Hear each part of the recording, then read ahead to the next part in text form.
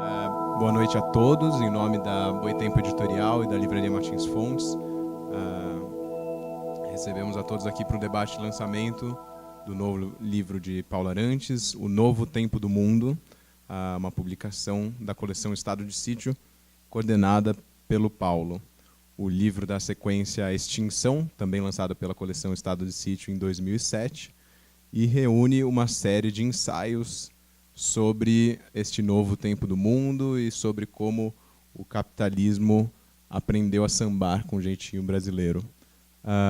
Vamos organizar aqui, então, uma fala inicial da socióloga Silvia Viana, autora de Rituais de Sofrimento, de 10 minutos, mais ou menos. Depois passamos para provocações do historiador Jorge Grespan, autor de O Negativo do Capital. E, em seguida, o Paulo responde a essas provocações. Daí passamos por uma segunda rodada de questões aqui na mesa e, por fim, passamos por um momento de questões por escrito do público que podem ser encaminhadas aqui para a mesa durante o debate e que depois vão ser agrupadas tematicamente. O debate, então, deve ter uma duração aproximada de 2 horas e depois seguimos lá para baixo para uma sessão de autógrafos, lembrando que o estacionamento fecha às 10 para as 10. Então, o aviso está dado. Silvia, por favor. Obrigada. Eu queria começar pedindo uma licença para o público. Hoje eu vou fazer uma fala, eu vou ler a minha fala, porque o tempo que me foi dado é escasso, o assunto é denso. Então, eu peço essa licença para hoje fazer uma fala lida. Tomara que não seja muito tedioso, mas 10 minutos eu acho que ninguém também vai dormir. Então, vamos direto ao ponto. O que é esse novo tempo do mundo? Evidente que não sou eu que vou responder aqui, ainda mais com 10 minutos. Você tentou em 500 páginas. Eu não sei, aí já é com você. Bem, já que o Paulo vive me provocando, falando que minha especialidade é fazer pesquisa de sofá com controle remoto na mão, é daí que eu vou partir, não para, enfim, dar uma resposta para essa questão, mas para oferecer uma imagem que talvez possa nos ajudar a pensar o que é esse novo tempo do mundo.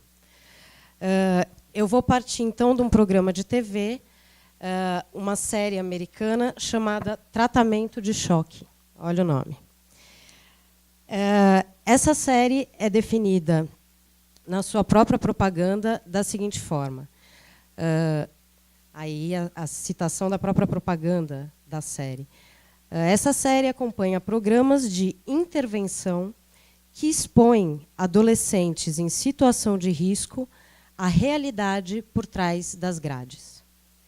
O uso do termo expor, no lugar de mostrar, já é significativo, pois o programa submete meninos e meninas que se encontram soterrados sob os destroços da sociedade salarial americana à vida na cadeia, para que sejam devidamente enquadrados. Daí o nome original do programa ser Scared Straight, algo que significa alguma coisa como endireitamento via pavor. A ideia é reunir pequenos grupos de jovens que apresentam alguma forma de comportamento considerado perigoso. Muito perigoso. Por exemplo, fumar maconha, não obedecer aos pais, fugir de casa, pichar muros, cabular a aula e por aí vai. Então, essa intervenção leva essas pessoas, esses meninos, adolescentes, para a cadeia por algumas horas, na qual viverão na pele, nos termos do próprio programa, a vida de presidiários. As técnicas de endireitamento são fáceis de imaginar. Eles são algemados, uniformizados, trancados em celas e convivem com presidiários e carcereiros, ambos encarregados do trabalho de apavorá-los. Eu olhei aqui para o Paulo porque o trabalho esse trabalho de contenção de riscos, o trabalho direto de contenção de riscos, é um trabalho sujo, exigido pelo capitalismo contemporâneo. Enfim, não vou me aprofundar nesse sentido agora. Gostaria de ouvir o Paulo falar a respeito. Mas o que importa aqui é a gente perceber, nesse programa, como aparece a questão desse novo tempo do mundo. Porque esse programa asqueroso é de nosso interesse. Porque sua matéria é precisamente o futuro. Melhor dizendo, a propalada ausência de futuro desses jovens, cuja própria existência à deriva é tida como um risco para o mundo que os cerca, tanto quanto para eles mesmos. Contudo, mais que proclamar a predestinação da nulidade dessa gente duplamente perigosa, coisa que qualquer jornal Mundo Cão faz diariamente, o programa nos mostra como ela é forjada na prática. O tratamento de choque, e não apenas esse televisionado, realiza o tempo do mundo, que pode ser compreendido, a partir do livro do Paulo, sob dois aspectos.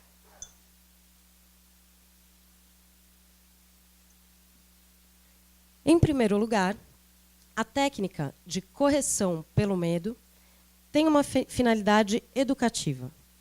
Trata-se de demonstrar para a rapaziada os limites de suas expectativas para o futuro.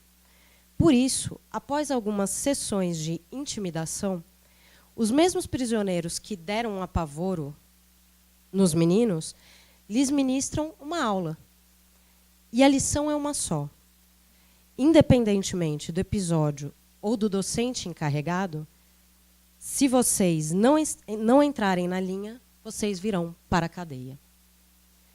A estrutura da lição, a uma eternidade de distância do que outrora se chamou formação, também é algo menos que uma disciplina para conformidade compensatória. A aula é negativa, é pura ameaça. E não será esse o pressuposto de tudo que ainda se chama educação nos dias que correm? Estude ou não terá um emprego. Em ambos os casos, não se promete nada mais que a duvidosa probabilidade de não sermos descartados como aqueles presidiários. Descartados uns e outros, pois o discurso do tratamento de choque tem mão dupla.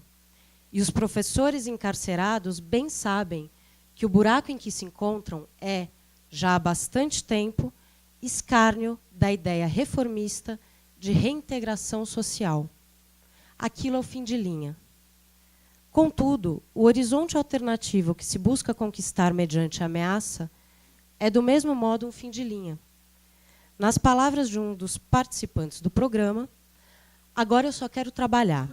Um participante que saiu desse tratamento de choque disse o seguinte: agora eu só quero trabalhar, receber pagamento e me manter fora de encrencas. Era um menino cujo crime era fazer grafite na rua e fumar maconha. E agora eu só quero trabalhar e me manter fora de encrenca. Só isso. O medo visado pela intervenção foi devidamente incorporado. Aqueles que ainda não foram descartados, não cabe expectativa alguma que a fuga, em disparada, do descarte que, de qualquer modo, jamais cessará de espreitar. Talvez graças a essa equivalência de horizontes rebaixados, ninguém se dê conta da insanidade objetiva que é o tratamento ministrado pelos presidiários presentes aos presidiários futuros. O fato de que a fuga da punição já é em si mesma a própria punição. Eis o segundo aspecto do novo tempo tratado por Paulo Arantes. O presente se converte em pura expectativa de si mesmo. Ou, nos termos de um carcereiro que aos berros ensinava o medo, essa é sua vida, aqui e agora. Acostume-se com ela. Presente e futuro estão algemados pelo imperativo inescapável da prevenção. O fato de que os riscos fantasmáticos só se tornam presentes como efeito colateral da prevenção não é algo sobre o qual se atina, e sim objeto de nova salvaguarda e outra e mais outra. Então, contra os crimes que ainda não foram cometidos por elementos potencialmente perigosos, é forjada a punição preventiva, contra a qual é necessário se prevenir. Arruma-se então um emprego, para não ser preso novamente. Faz-se premente um estado de alerta permanente. Porém, o círculo vicioso do mundo não se fecha meramente como política policial punitiva. A intervenção é também, ao mesmo tempo, social humanitária. Dessa perspectiva, temos adolescentes em situação de vulnerabilidade social, para os quais é desenvolvido um projeto que conta com a participação ativa da comunidade carcerária, dos familiares, mas principalmente dos próprios jovens, que assumem a responsabilidade sobre seu próprio protagonismo. Os termos podem variar ao gosto do cliente, mas a lógica político-temporal da qual somos prisioneiros é rigorosamente a mesma, a de uma emergência preventiva.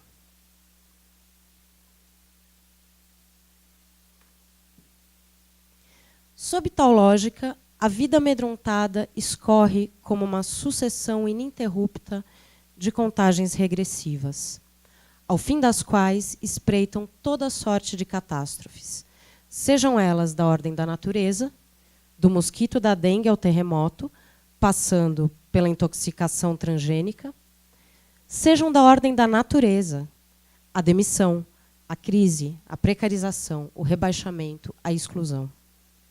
Derivem elas, por fim, da natureza do outro selvagem, que está por todos os lados, o bandido, o vândalo, o concorrente.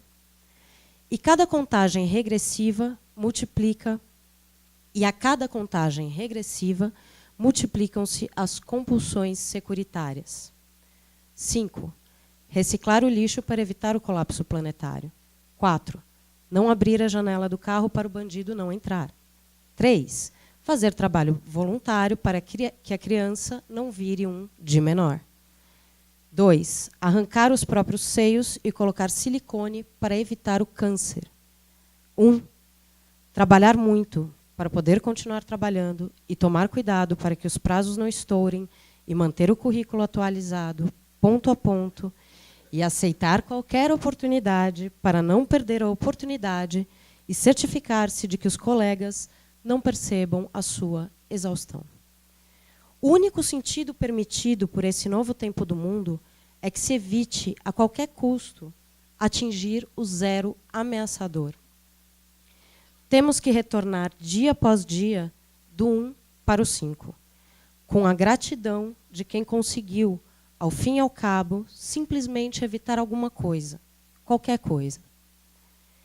E assim é, até que não. Há pouco menos de um ano, atingimos o zero. Esse mundo parou. Esse tempo parou. Como junho do ano passado foi capaz de estabelecer uma urgência verdadeira, transpondo o duplo limite de um horizonte rebaixado e de um presente trancafiado, eis a pergunta que encerra o novo tempo do mundo, o livro. Cabe saber se encerrará também o novo tempo do mundo, o pesadelo.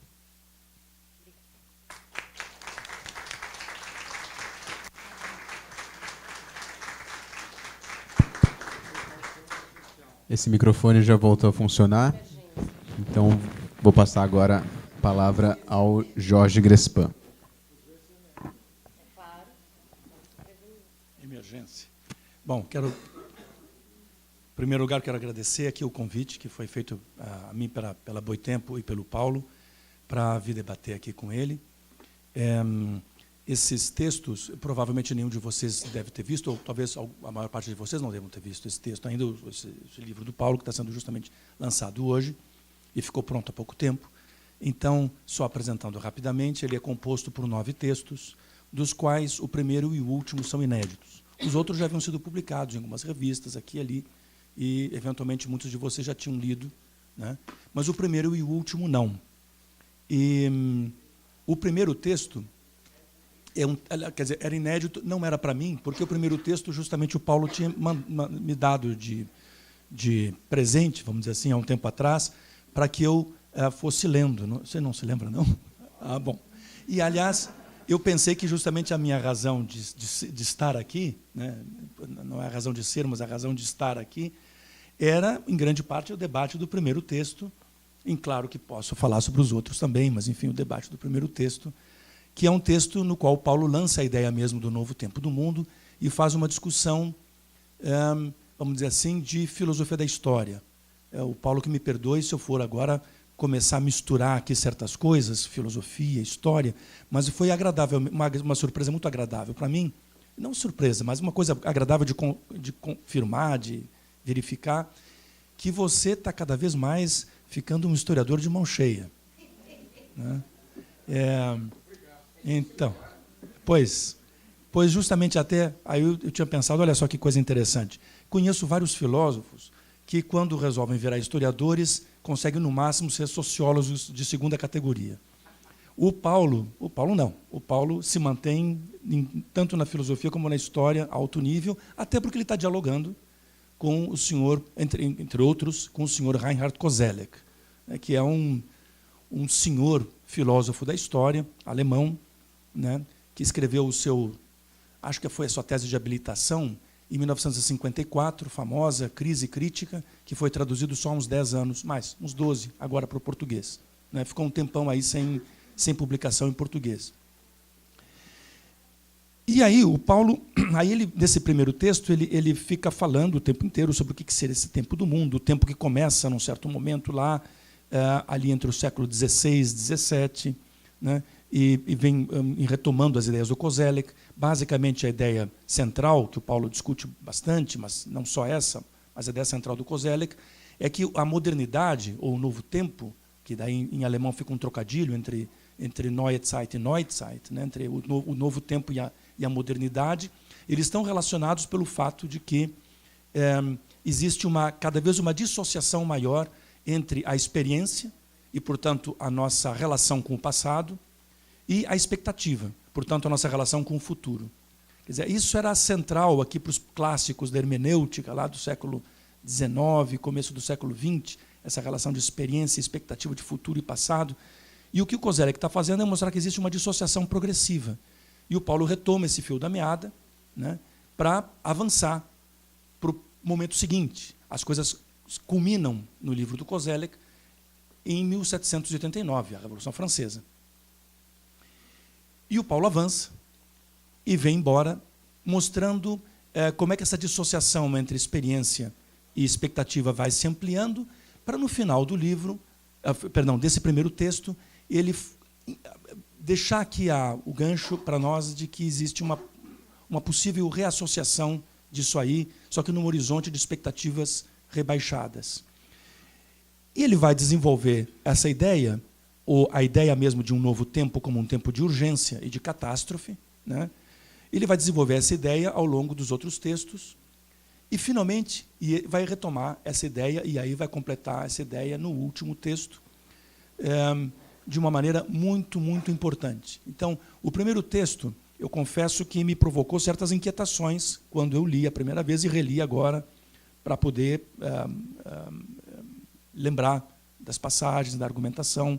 O texto é um texto sinuoso, vocês sabem como é a escrita do Paulo, é difícil, especialmente nesse texto ela está bem complicada.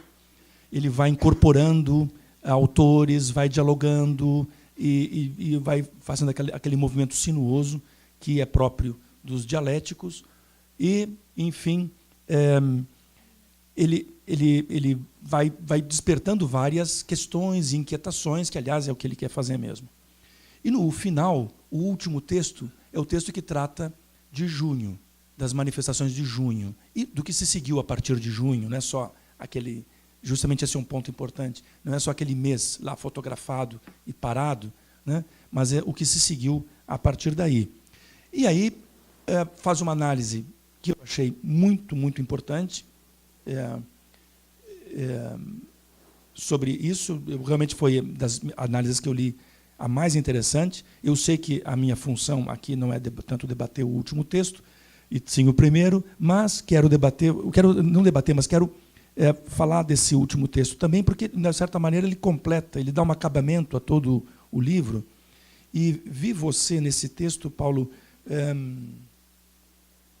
muito, sei lá, muito feliz com os acontecimentos todos e escrevendo dessa maneira que passa para o leitor mesmo essa, não vou dizer otimismo, porque isso seria uma ofensa para você, mas assim, vamos dizer assim, uma felicidade mesmo que passa, e porque, de uma certa maneira, o aspecto sombrio que o primeiro texto tinha lançado e que os outros vão desenvolvendo, de uma certa maneira, não se resolve, mas existe alguma coisa ali no final, e acho que você mobiliza, em primeiro lugar, uma crítica à esquerda tradicional, ao fato da esquerda, e achei belíssima a tua crítica, assim, ao fato da esquerda tradicional não ter tido condições de entender o que aconteceu em junho, e não vem entendendo, e vem com aquela velha tese, como você mesmo fala aqui, do esquerdismo, doença infantil, etc. e tal.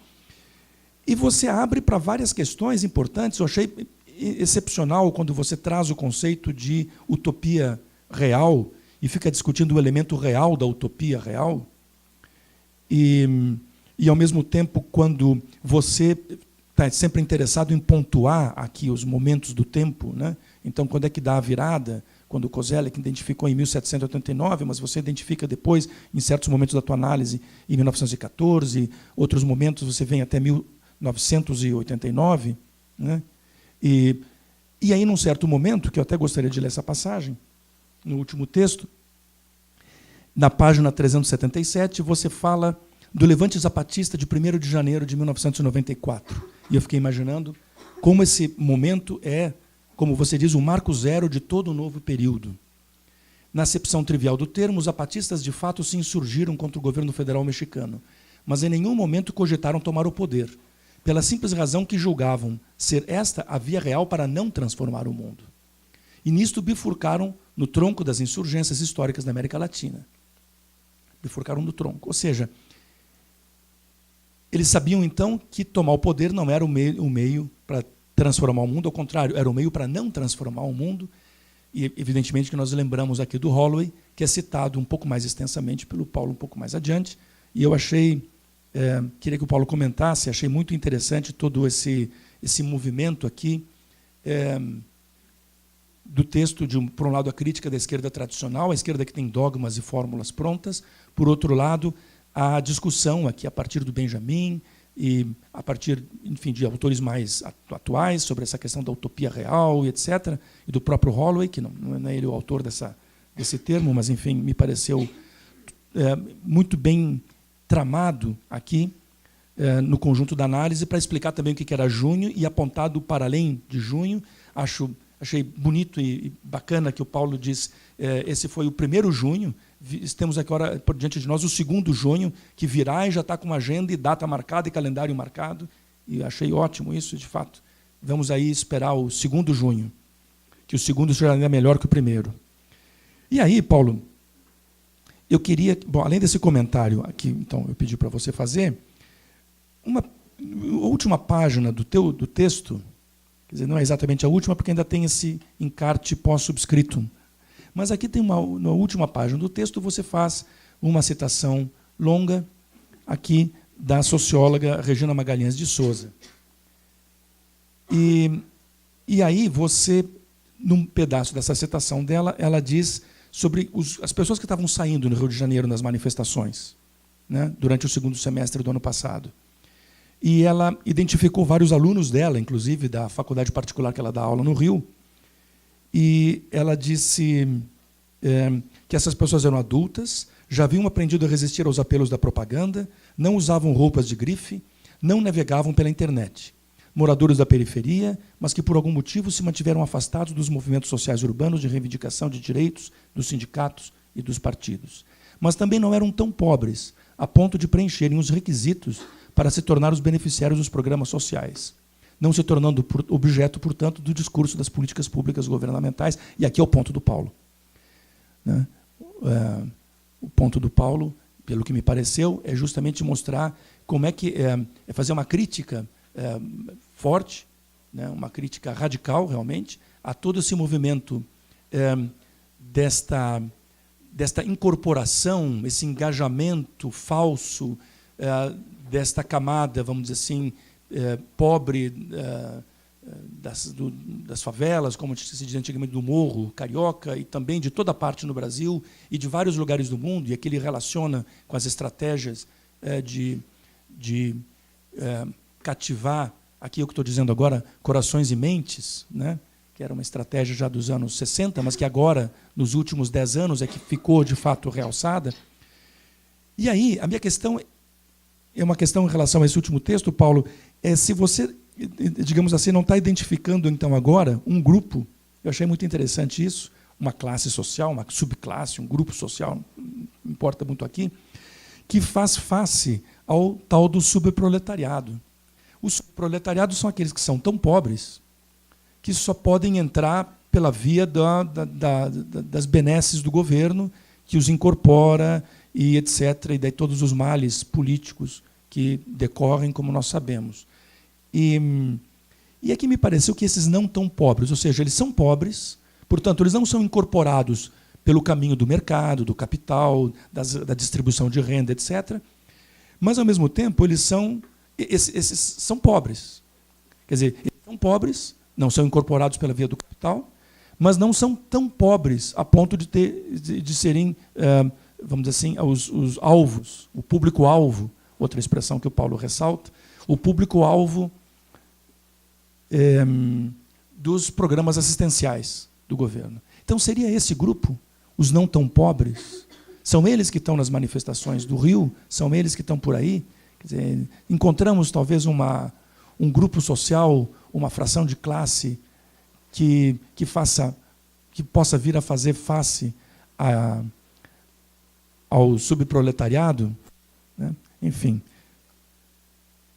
Mas em relação ao primeiro texto, e aí eu já vou concluindo, em relação ao primeiro texto, então, o que eu achei interessante foi que ele tinha, mesmo no final, um tom um tanto sombrio, porque as expectativas no final com que a gente completava eram expectativas rebaixadas. Me pareceu que o último texto inverte. O último texto me pareceu que inverte esse rebaixamento de expectativas. Não sei se li bem isso, ou se eu próprio li também com o meu wishful thinking aqui.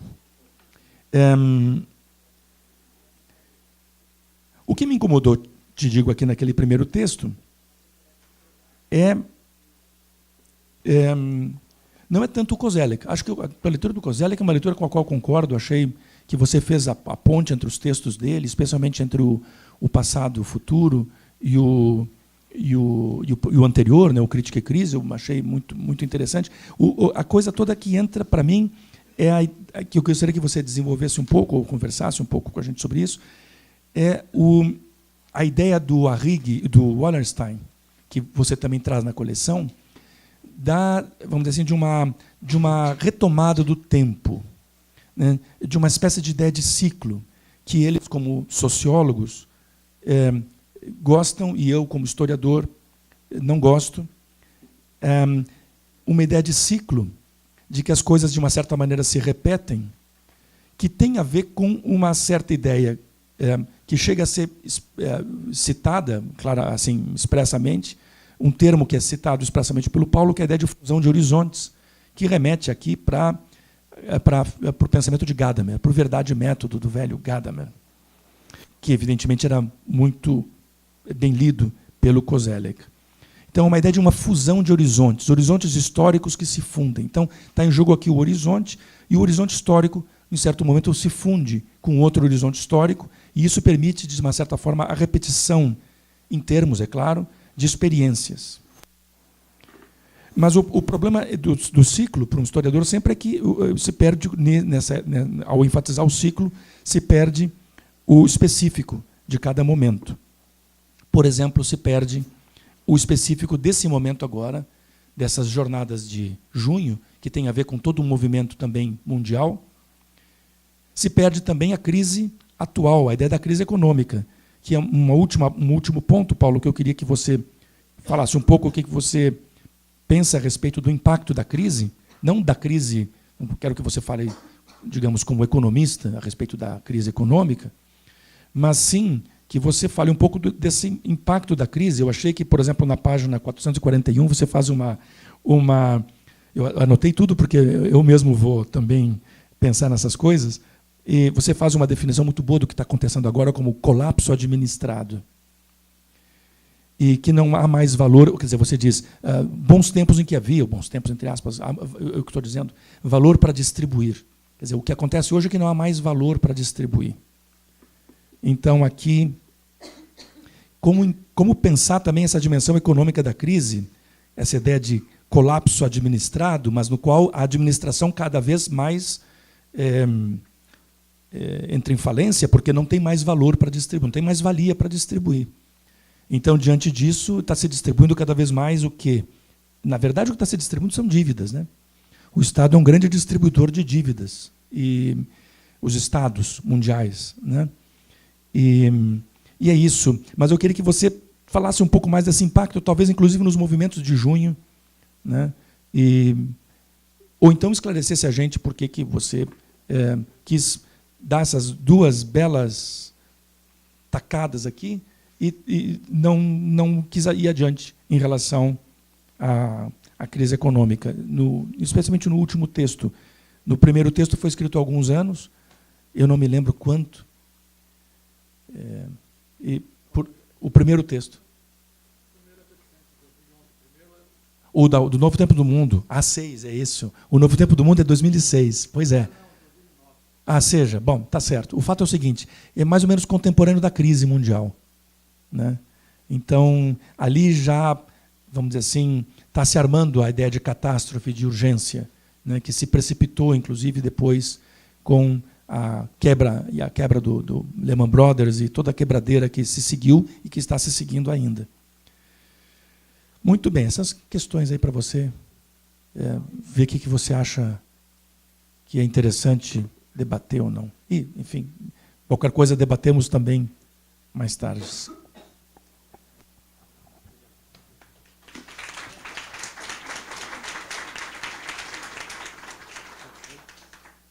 Com a palavra, o autor.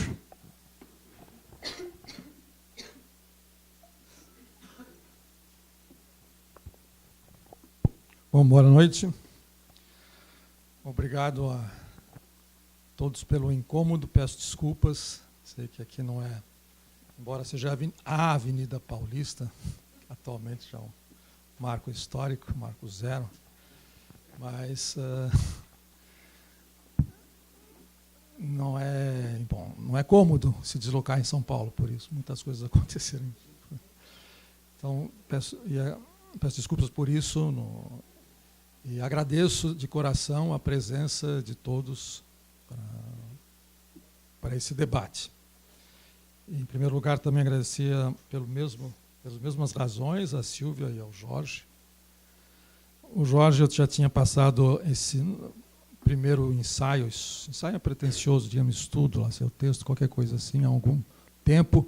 Era um teste, viu? Se você fechasse a cara, eu ia esquecer. Eu não ia... Bom, e como você disse, tinha gostado, vamos em frente. Bom, vou fazer o seguinte, eu vou ver se não excedo 20 minutos, que foi o que o Kim me concedeu. Vou baralhar um pouquinho a ordem das respostas, não vou começar pela Silvinha. Das Silvinhas poderia aparecer como um apêndice no livro, porque é um artigo do livro. Se fosse uma possível reedição, que eu não acredito, só encalhe total, esse pavê, poderia fazer várias mãos e alguns apêndices avulsos, porque a ideia do livro é essa, muita gente pensando junto. Aliás, a dedicatória, faço questão, a dedicatória é para uma geração, está lá um sangue bom que circula há 13 anos nas noites de quarta. Então, esse sangue bom poderia participar eventualmente do livro, como fez a Silvinha. A Silvinha acrescentou um artigo ao livro. Portanto, ao comentar o que você disse, eu serei obrigatoriamente redundante, vou sublinhar alguns outros aspectos que você não abordou. Então, eu vou começar pelo Jorge, e pelo primeiro pelo primeiro estudo, digamos, eu não sei como dizer, não é qualquer terreno, é ensaio, mas ensaio é uma coisa disforme, é uma anomalia.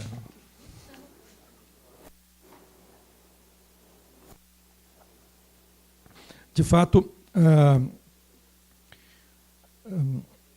é uma grande tentativa de periodização, isso sim, só que não é uma periodização, não é nem de sociologia histórica e nem de historiador propriamente dito. Eu uso e abuso das categorias desse grande pensador alemão chamado Reinhard Koselleck, recém-falecido, que tem uma obra monumental de um gênero que ele inventou, semântica histórica. E as duas categorias, uma das duas categorias fundamentais que ele criou é a seguinte. Já explico por que eu me interessei demais por ela. Tem uma razão muito precisa, objetiva, local, além do alcance desses conceitos. Ele procura... Eu vou repetir um pouquinho disso o Jorge para poder engatar no meu assunto. Ele procura, através de duas categorias aparentemente anódinas, meio antropológicas, existenciais, que é campo de experiência e horizonte de expectativa. Isso é, as pessoas se lembram das coisas, há uma memória individual, social, e há também expectativas a respeito do que vem adiante, futuro. Ele diz que até fim do século XVIII, início do século XVIII, havia um encavalamento entre essas duas noções, entre o campo de experiência e o horizonte de expectativa, eles de certa maneira coincidiam. Isto é, não se poderia, o que se poderia, a espera, a antecipação, remetia àquilo que já se sabia. A ideia não é que não houvesse história no sentido objetivo, não é essa bobagem, é a experiência da história, o que ele chama exatamente de temporalização da história. Quando se começa a perceber que existe um tempo que se move, e dentro desse tempo alguma coisa que se acelera ou desacelera, pode haver período de estagnação, mas nós continuamos dentro desse tempo histórico, e essa sensação de ir para algum lugar que não se sabe bem o que é, e, no entanto, pelo qual se anseia, se aspira, se tem uma expectativa, é uma coisa nova, e que rompe com essa fusão entre esses dois campos e horizonte que vem da Idade Média, e que rompe também com a autoridade que rege esse futuro, que depois na formação dos estados absolutistas no fim desse período começam a fazer prognósticos e cálculos estratégicos, mas isso não significa que vai sempre se repetir alguma coisa de lá atrás. Por isso que vem a expressão aprender com a história. Isso é o que o Koselleck está descrevendo, é pela primeira vez nós não aprendemos mais com a história. Quando vem alguma coisa de tão novo e para o qual as pessoas de certa maneira, aspiravam, que era a Revolução Francesa, não há mais nenhum exemplo histórico que ensine o caminho para as pessoas. Então, a expressão, aprendemos com a história, para não repetir a história. Quando vocês encontram um colunista que diz, como a história ensina, esqueçam, a história não ensina mais nada. Não tem, essa história de que a história ensina, devia ter dito isso aqui grafado em latim e se referia à Idade Média. A história não ensina nada. Como a história ensina, quem não faz isso, não faz aquilo, que é a linguagem típica de chancelaria. E as chancelarias adotaram, por inércia, pensam até assim, como a história ensina, Putin não deveria fazer isso. Mas como a história ensina? Por mais louco que ele esteja fazendo as coisas, ele está bagunçando o mundo e nem ele sabe o que vai dar. Então, a história não está ensinando absolutamente nada para saber o que o Putin vai... Bom, isso deixemos. Então, para dar um exemplo, o exemplo favorito do Koselleck é o seguinte, é a estupefação, acho que eu vou passar um pouquinho dos 20 minutos. É a estupefação de um grande intelectual alemão, um dos irmãos Schlegel. Não me olha assim, tio.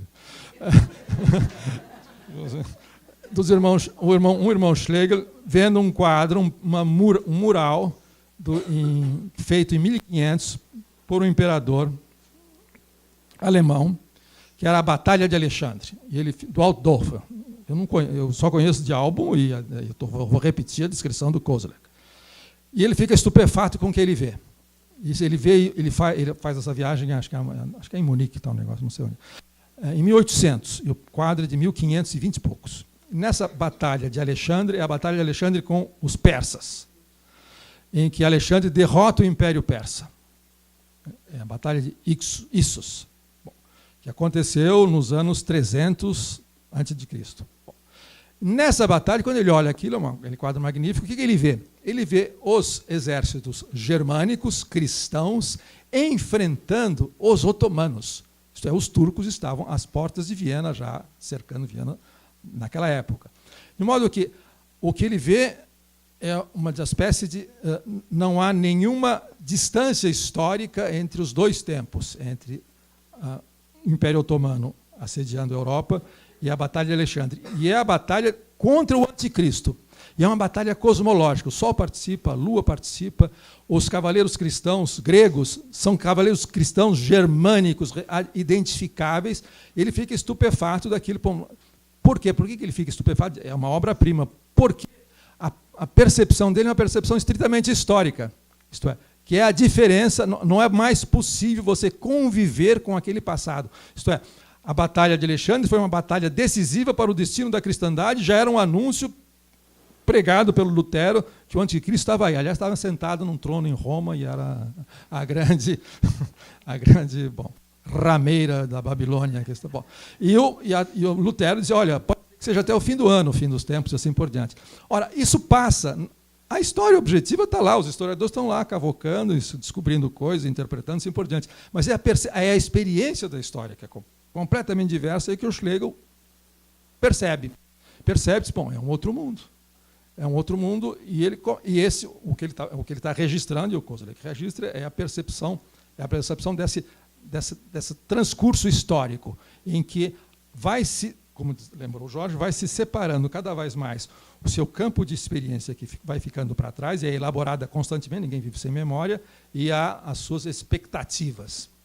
O horizonte de expectativa, que é aberto, cada vez mais aberto, quanto mais essa experiência vai se tornando mais tênue. Aí a abertura torna-se quase total quando aparece e rompe-se absolutamente novo, que é a Revolução Francesa. E o Schlegel era um comentador, era um contemporâneo da Revolução Francesa. Ele é um dos autores da frase famosa, os 3 grandes acontecimentos do nosso tempo: a Revolução Francesa, a educação o Wilhelm Meister, do Goethe, e a doutrina da ciência do Fichte. Não, isso é alemão, desculpa. Um francês, 2-1 para eles. Bom. Isso é o tempo do mundo propriamente dito, tal como nós o conhecemos, em que era um tempo de esperas, de grandes esperas. E um exemplo dessas grandes esperas nós encontramos, é um exemplo, um dos meus prediletos, que o Brecht, veja só, o Brecht, no fim dos anos 30, o Galileu é fim dos anos 30 e início dos anos 40, por aí. Então, o Terceiro Reich no auge, a Alemanha estava vencendo a guerra na Europa, portanto, se o anticristo estava chegando aí. Bom, e o Brecht põe na boca do Galileu,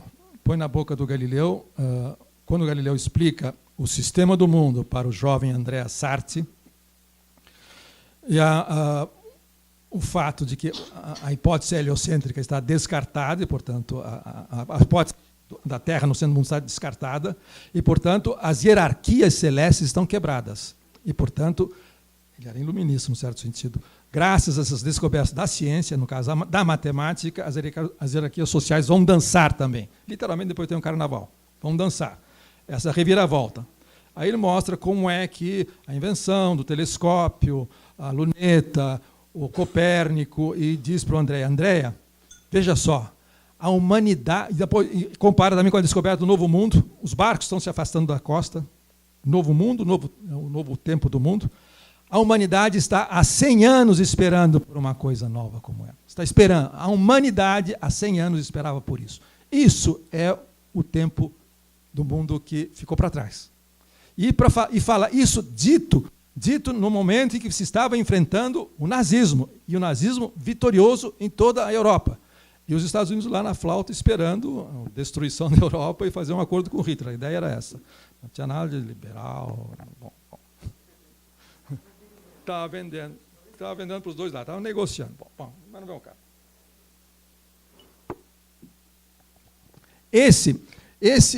Digamos, a periodização que eu faço, acompanhando o Koselleck, são esses 200 anos. Então, a ideia de que você ficou incomodado, não, você parece repetir a fusão dos horizontes, tal como aparece primeiro no Wallerstein, depois no Arrighi. Na verdade, remonta ao Brodel, o ciclo das hegemonias históricas. Primeiro a holandesa, depois a britânica, depois a Pax Americana, e agora o caos sistêmico, porque o poder americano igualmente é o maior poder geopolítico e econômico mundial, mas não é mais hegemônico, não consegue mais governar sozinho o mundo como fazia antes, assim e por aí afora. Não, eu não faço essa periodização. Minha periodização é muito mais, de certa maneira, mais nesse texto. Bom, minha periodização, mas eu estou glosando textos.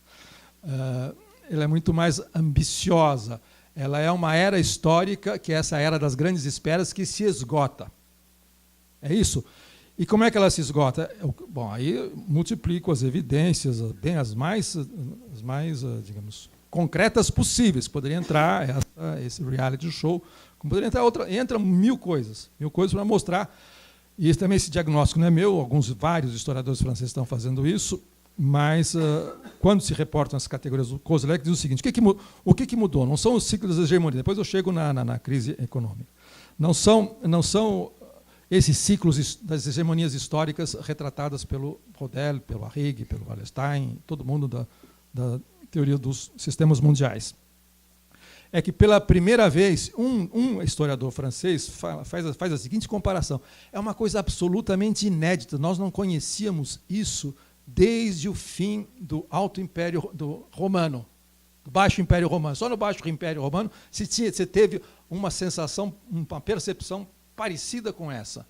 Isto é, pela primeira vez, o campo da experiência, que é o que vem de trás e é o nosso presente, e esse horizonte de expectativas coincidem, não há mais espaço entre eles. Mas a expectativa continua. Esse é a minha modesta contribuição. Isso chama-se urgência. Pela primeira vez, o presente passa a ser um campo emergencial, que é justamente uma emergência que você projeta, ou você antecipa, você imagina ao qual você vai de encontro. Pela primeira vez, elas se estreitam. Esse campo vai se estreitando a ponto de se superpor, de modo que todas as expectativas, todo o horizonte de expectativa, que é próprio do ponto de vista antropológico da sociedade moderna, ele se concentra, ele é rebatido num único presente.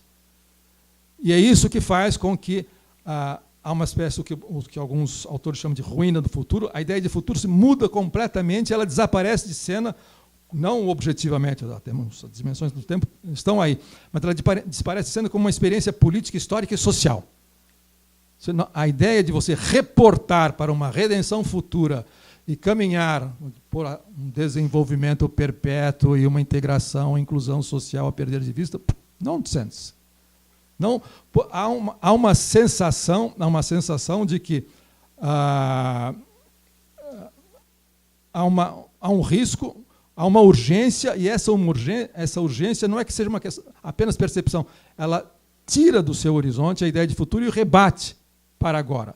Ora, isso, na periodização que eu tento fazer, começa essa percepção de que você está num presente bloqueado, não, é inteiramente tomado por esse presente prolongado, ela começa a se cristalizar no fim dos anos 70, nos anos 80, no núcleo orgânico do sistema, que é a Europa e Estados Unidos.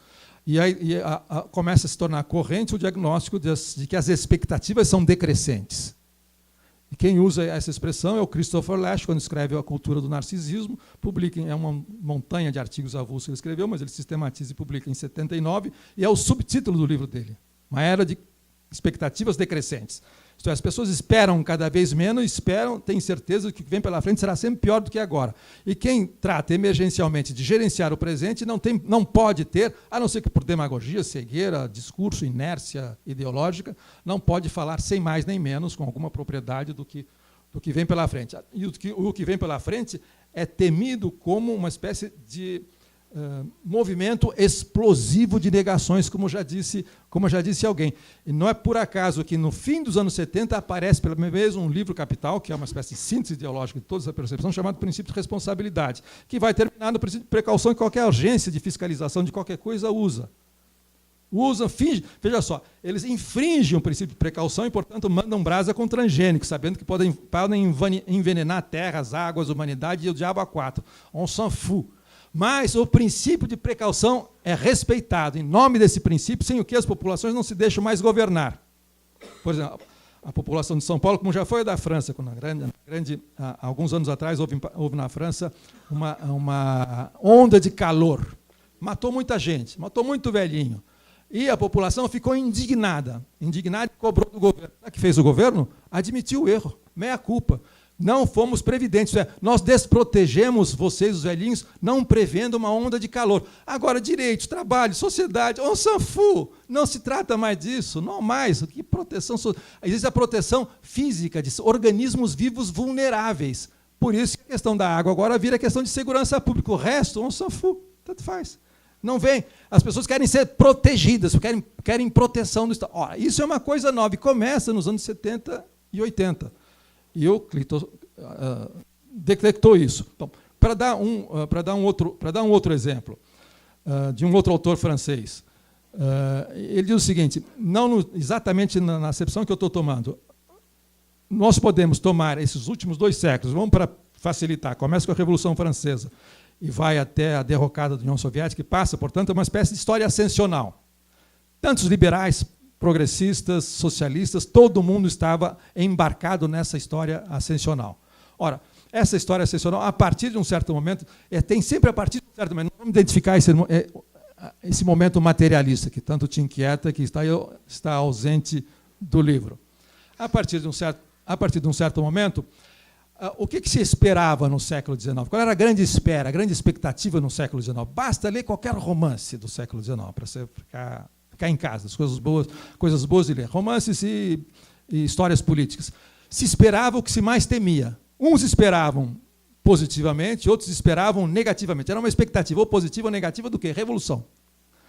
Da Revolução Francesa, e depois veio até 17, e mais adiante, até 45, se esperava, um horizonte de espera da humanidade era uma revolução onde o segredo da história seria finalmente revelado e resolvido. Para o bem e para o mal. E, portanto, a literatura ou era sobre essa expectativa positiva ou a literatura do medo. Basta ler o famoso capítulo do Auerbach sobre o Hotel de la Mole, o Vermelho Negro, o que se esperava na restauração, o que se tinha medo. Todo mundo tinha medo da revolução. Avisa os navegantes, ninguém mais tem medo de nós. Os tempos mudaram. Veja só, nós não metemos medo em ninguém. Nós, esquerda, socialistas, classe operária organizada, ninguém teme a revolução. Ninguém teme mais a revolução. Teme outras coisas. Vamos ver. Se pode ser que ela apareça com outro nome, nós não sabemos. Bom, a partir de um certo momento, uma revolução nasce junto com a guerra, e são as guerras napoleônicas, ela é exportada com guerra. A partir de um certo momento, começa a se temer a guerra. Um pouco antes de 14, ela vem, a guerra imperialista. Depois, entre 14 e 39, a grande espera é a guerra. Bom, você vê que são esperas decrescentes, são declinantes. É isso que me interessa. Tanto faz se a hegemonia se é holandesa, se ela é inglesa, se ela é a Pax Americana. E depois, em certo momento, a espera da guerra ela é total, e a espera da guerra nuclear com a Guerra Fria. A revolução já havia sido aposentada por um cara que estava lá em Moscou e disse: acabou a revolução, está encerrado.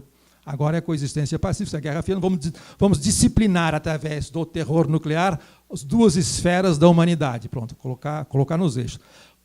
No fim da Guerra Fria, aparece um novo temor, que é a espera de um grande acidente, que será social, ecológico, econômico, assim por diante. De modo, quando chega, aí é o nosso ponto, quando chega 2008, que é a enésima grande crise financeira, pode ser a maior do mundo em escala desde 29, mas é uma crise financeira, ela já é trivial. Todo mundo já tem a pele dura. Passou a ser um modo de vida as crises econômicas, o estado de emergência econômica permanente. Então, 2008,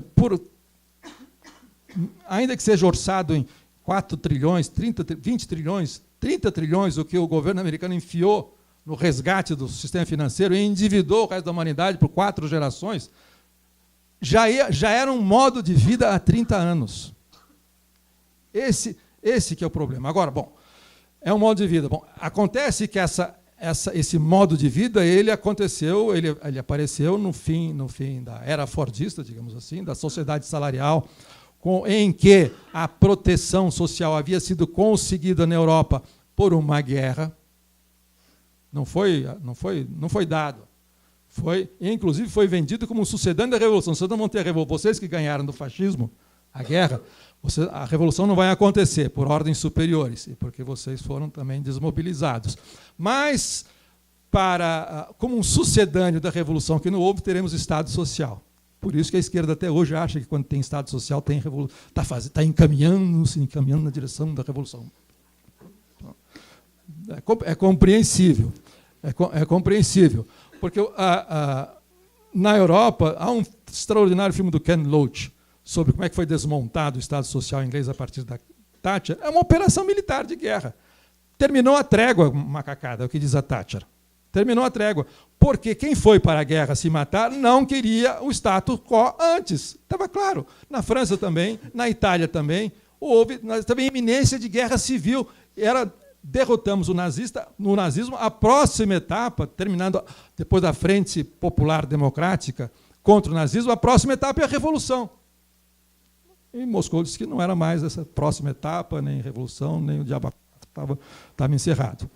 Mas, em função disso, se chegou no Estado Social. Aliás, eu recomendo um livro, que eu não li, só li resenhas, do Thomas Piketty.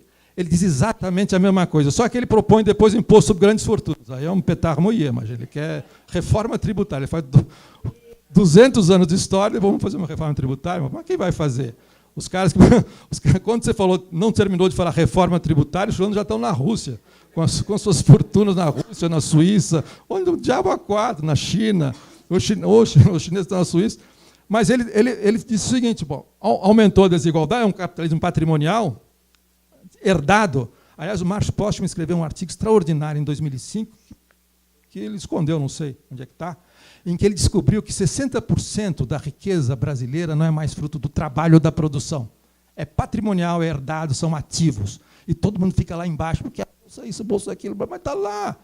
Está doido, dá 9 décimos lá em cima, passando de pai para filho, de sogro para nora, ou genro, e assim por diante. É isso que está acontecendo. Bom, e esse Piketty diz o seguinte, a desigualdade só chegou perto do crescimento, trabalho, a remuneração do trabalho e capital, depois de 2 situações de caos mundial, destruição física, 2 guerras mundiais. Depois que você consertou a casa, aumenta novamente exponencialmente. Então, não é com reforma das grandes fortunas. Bom, enfim, pode ser que... Bom, voltando. Aí... Opa...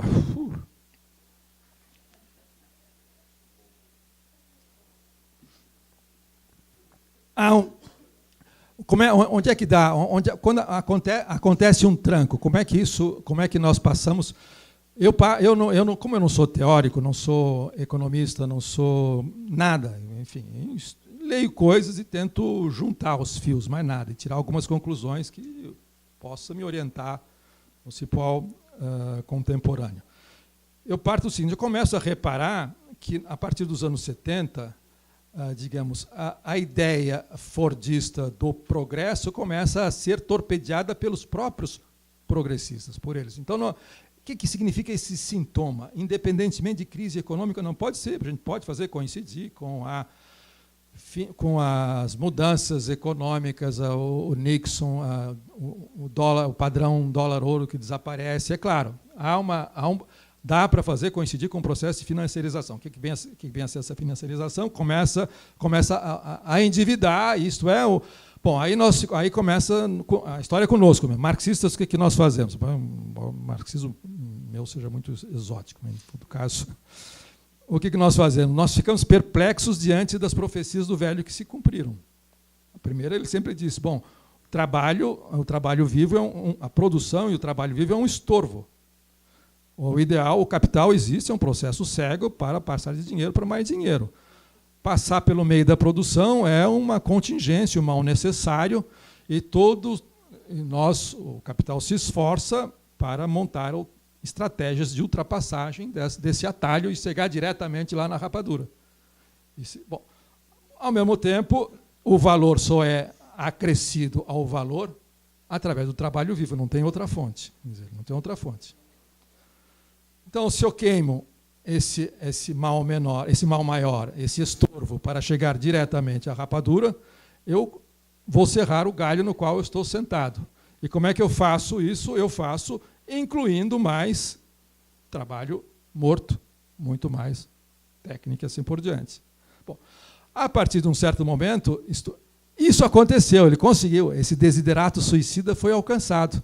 Foi alcançado, é o que alguns autores chamam de crise lógica do capitalismo. Foi alcançado, e, portanto, uma parte da população trabalhadora tornou-se descartável. Não é possível ser feito. Foi o que aconteceu. Ele se esforça para tornar redundante o trabalho vivo, mas ele não pode se legitimar se ele não explorar esse mesmo trabalho vivo que ele se esforça para descartar. Portanto, ele vai ter que arrumar um modus operandi. Esse é o colapso administrado, aliás, inspirado na sociedade totalmente administrada dos frankfurtianos, que eram otimistas em relação ao que acontece hoje. Por isso que a data maior é quando essa reversão se dá, quando digamos, o que o Marx previu, de certa maneira aconteceu. Tecnicamente, o novo tempo do mundo para mim é isso. Tecnicamente, o problema da produção, da escassez, está resolvido. Não é mais necessário. Nós podemos raciocinar assim no século XIX, no século XX. A forma bárbara de gerar riqueza, que é explorando outro ser humano, colocando um intermediário humano entre um sujeito, que é a humanidade, e um objeto do trabalho, tornou-se dispensável. Bom, vou falar um historiador falar em socialismo na Grécia, em Roma, assim por aí, não fazia sentido. Isso, ao custo de uma guerra social permanente, foi conseguido. Mas o próximo passo não é dado devido a essa contradição, para usar o termo antigo. Portanto, nós estamos assim, no limiar de alguma coisa que poderia se chamar de sociedade comunista, sem condições de alcançá-la. Então, você administra esse limiar no qual nós estamos atolados. A administração desse limiar é o que as pessoas estão chamando de presentismo. É o presente, porque não há a ideia de futuro, assim, não existe mais. Apenas é uma projeção ideológica você dizer que as sociedades são sociedades orientadas para o futuro, mas que futuro? Que futuro se você nós temos, portanto, uma espécie de libertação material possível e, ao mesmo tempo, encarceramento de massa. Nunca se encarcerou tanto na humanidade. Nunca se encarcerou, nunca se destruiu força viva das pessoas. Nunca se destruiu, nunca se arrebentou tanto. E à beira da afluência e abundância é besteira. Isto é, o problema da exploração, ele está tecnicamente resolvido. É isto. Bom, então é isso. Quando isso acontece, as expectativas mudam inteiramente. O futuro desapareceu. E quando você é de esquerda, enxerga isso, o que você faz com a ideia de futuro? Então, o nosso problema, o problema da esquerda, é o seguinte: nós estamos literalmente, isso não é, por aí daí a parte otimista que você identificou no fim. Essa novidade não é necessariamente uma má notícia, não é um pesadelo o fato de que não existe mais futuro. O que se faz? Qual é o futuro de uma tem futuro uma esquerda que não tem mais futuro? Esse é o problema. Então, o papo progressista, estadocêntrico, nem social-democracia existia quando existia a revolução no sentido clássico, a coisa mudou. Não faz mais sentido. Então, a questão a ser enfrentada, o novo tempo do mundo é isso. As pessoas falam em presentismo como se fosse... Bom, aí começa a ideologia, como se fosse um déficit, como se fosse um equívoco, como se fosse um erro. Você estar inteiramente atrelado ao presente significa que você é um narcisista, sibarista, um pós-moderno, assim por exemplo, como se fosse um erro ideológico, quando é uma realidade, não é uma escolha, um equívoco político. É uma condição real. Eu citei, não falei por acaso, Esquerda Sem Futuro, estou citando um ensaio de um americano chamado, ou inglês, Timothy Clark, um historiador da arte extraordinário, e que, num determinado momento, ele escreveu um ensaiozinho chamado Por uma Esquerda Sem Futuro. Só que ele cometeu... O ensaio tem altos e baixos, tem coisas fantásticas e outras, uns tropeços assim, cavalares, alguém no nível dele é impressionante, mas é muito interessante. E a resposta que a melhor esquerda lhe deu é uma resposta convencional. Esse cara é presentista, ele não acredita mais na revolução, na classe operária, mas o que é isso? Ele está falando outra coisa. Só que o erro que ele comete é o seguinte: nós temos que pensar como se não existisse futuro. O futuro ficou com a direita. Nós temos que pensar eliminando do nosso repertório a categoria do futuro. O erro dele é imaginar que isso é um programa ideológico. Isso já aconteceu objetivamente, não existe mais. Aí ele perde o bonde. Nós temos que entender isso. Onde é que a esquerda vai recuperar esse tipo... Como é que ela recupera, como é que ela refaz, em que dimensões temporais ela pode recuperar a ideia de expectativa, que sem expectativa, nada feito. Mas só que não é mais nos termos da percepção histórica dos 2 últimos séculos. Isso mudou. É essa mutação que nós temos que encarar. Ela tem uma origem material. Acabei de dizer, em 4 frases, você pega lá, pega o Capital, pega os Grundrisse, está explicado. O homem diz, isso vai acontecer isso. Aconteceu e nós não sabemos o que fazer. Porque o nosso repertório é de 2 séculos atrás, quando isso ainda não era uma especulação do Marx, tinha ficado lá para trás. E o nosso repertório de 2 séculos atrás, os 2 séculos de espera, era para acelerar esse progresso que precipitou esse abismo. Nós éramos todos progressistas, éramos todos modernizadores, eram todos desenvolvimentistas, e por aí afora. Chegou. E agora não sabemos o que fazer, nos sentimos órfãos e repetimos, damos um passo à frente, proteção social, emprego, inclusão, tá bom. Até. Só que, por outro lado, há uma estratégia de contenção. No fundo, quem está por cima sabe que isso é conversa. Então, você tem que proteger, você tem que administrar, você tem que governar organismos vivos do que proteger de radiação atômica, você tem que vacinar, você como se fosse uma população que você governa independentemente das classes. A classe já descolou, já tem lá uma elite patrimonial que simplesmente quer que lá embaixo se cuide, se faça essa governança das populações vulneráveis. Aí você pode, de maneira participativa, fazer com que os carinhas participem nesse experimento. Mas é real assim. Um cara que está lá na Fundação Casa, aliás, num depoimento outro dia, alguém estava dizendo isso, que trabalhou nisso, com juventude, nos programas socioeducativos. Num primeiro período, as mães estavam lá na porta da FEBEM, Fundação Casa, batendo desesperada na porta para entrar, porque vão matar meu filho. Hoje elas estão lá dentro participando de reuniões de grupo participativos para ver como é que eu vou aferrolhar melhor o meu filho. Pronto, é isso. O presente do novo tempo do mundo é isso, essa administração social penal, em que todos participam livremente. Não tem repressão. A repressão é para excessos pontuais. Tem que participar.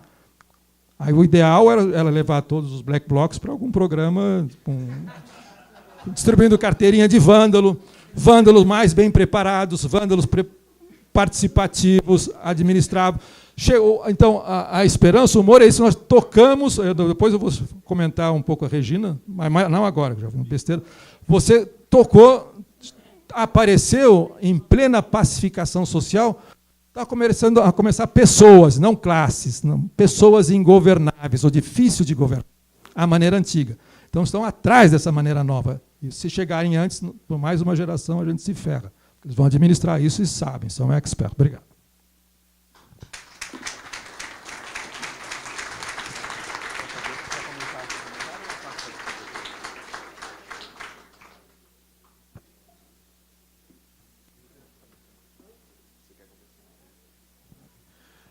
Bom, como a gente tinha antecipado, a gente vai passar agora para uma nova levada de questões levantadas aqui pelo Jorge e pela Sílvia.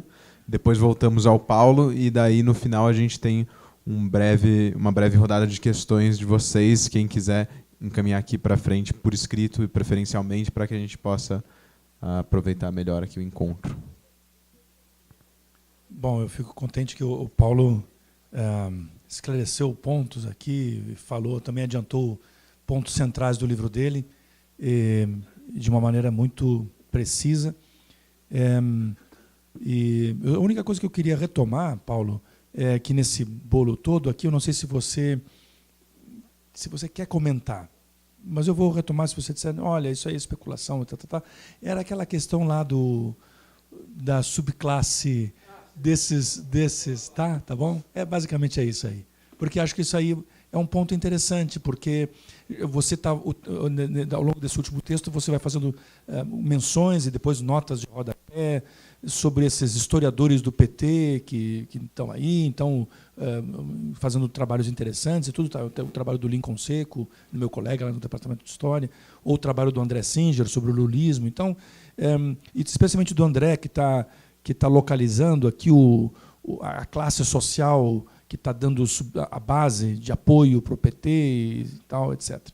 Então, se essa é a base de apoio, não seria tanto o fato de que o PT está perdendo apoio nessa base, mas é que está se constituindo uma outra base, né, que são os ingratos, lá que o Gilberto Carvalho falou lá no fórum, lá em Porto Alegre, né? Ingratos. Então, é isso aí, né?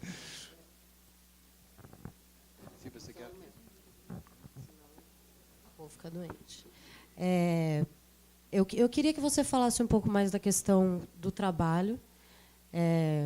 Você colocou aqui que um problema para a esquerda é como recuperar a dimensão de expectativa, e eu acho que, para mim, pelo menos, é uma questão com relação a junho, que tem se falado muito que, hoje em dia, o campo político está no espaço urbano.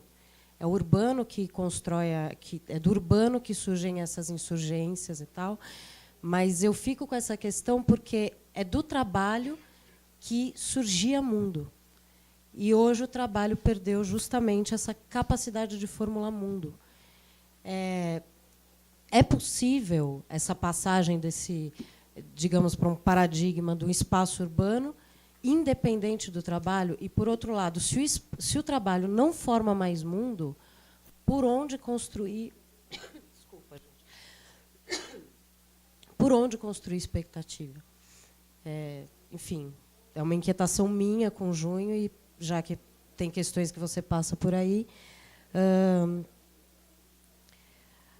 A outra questão...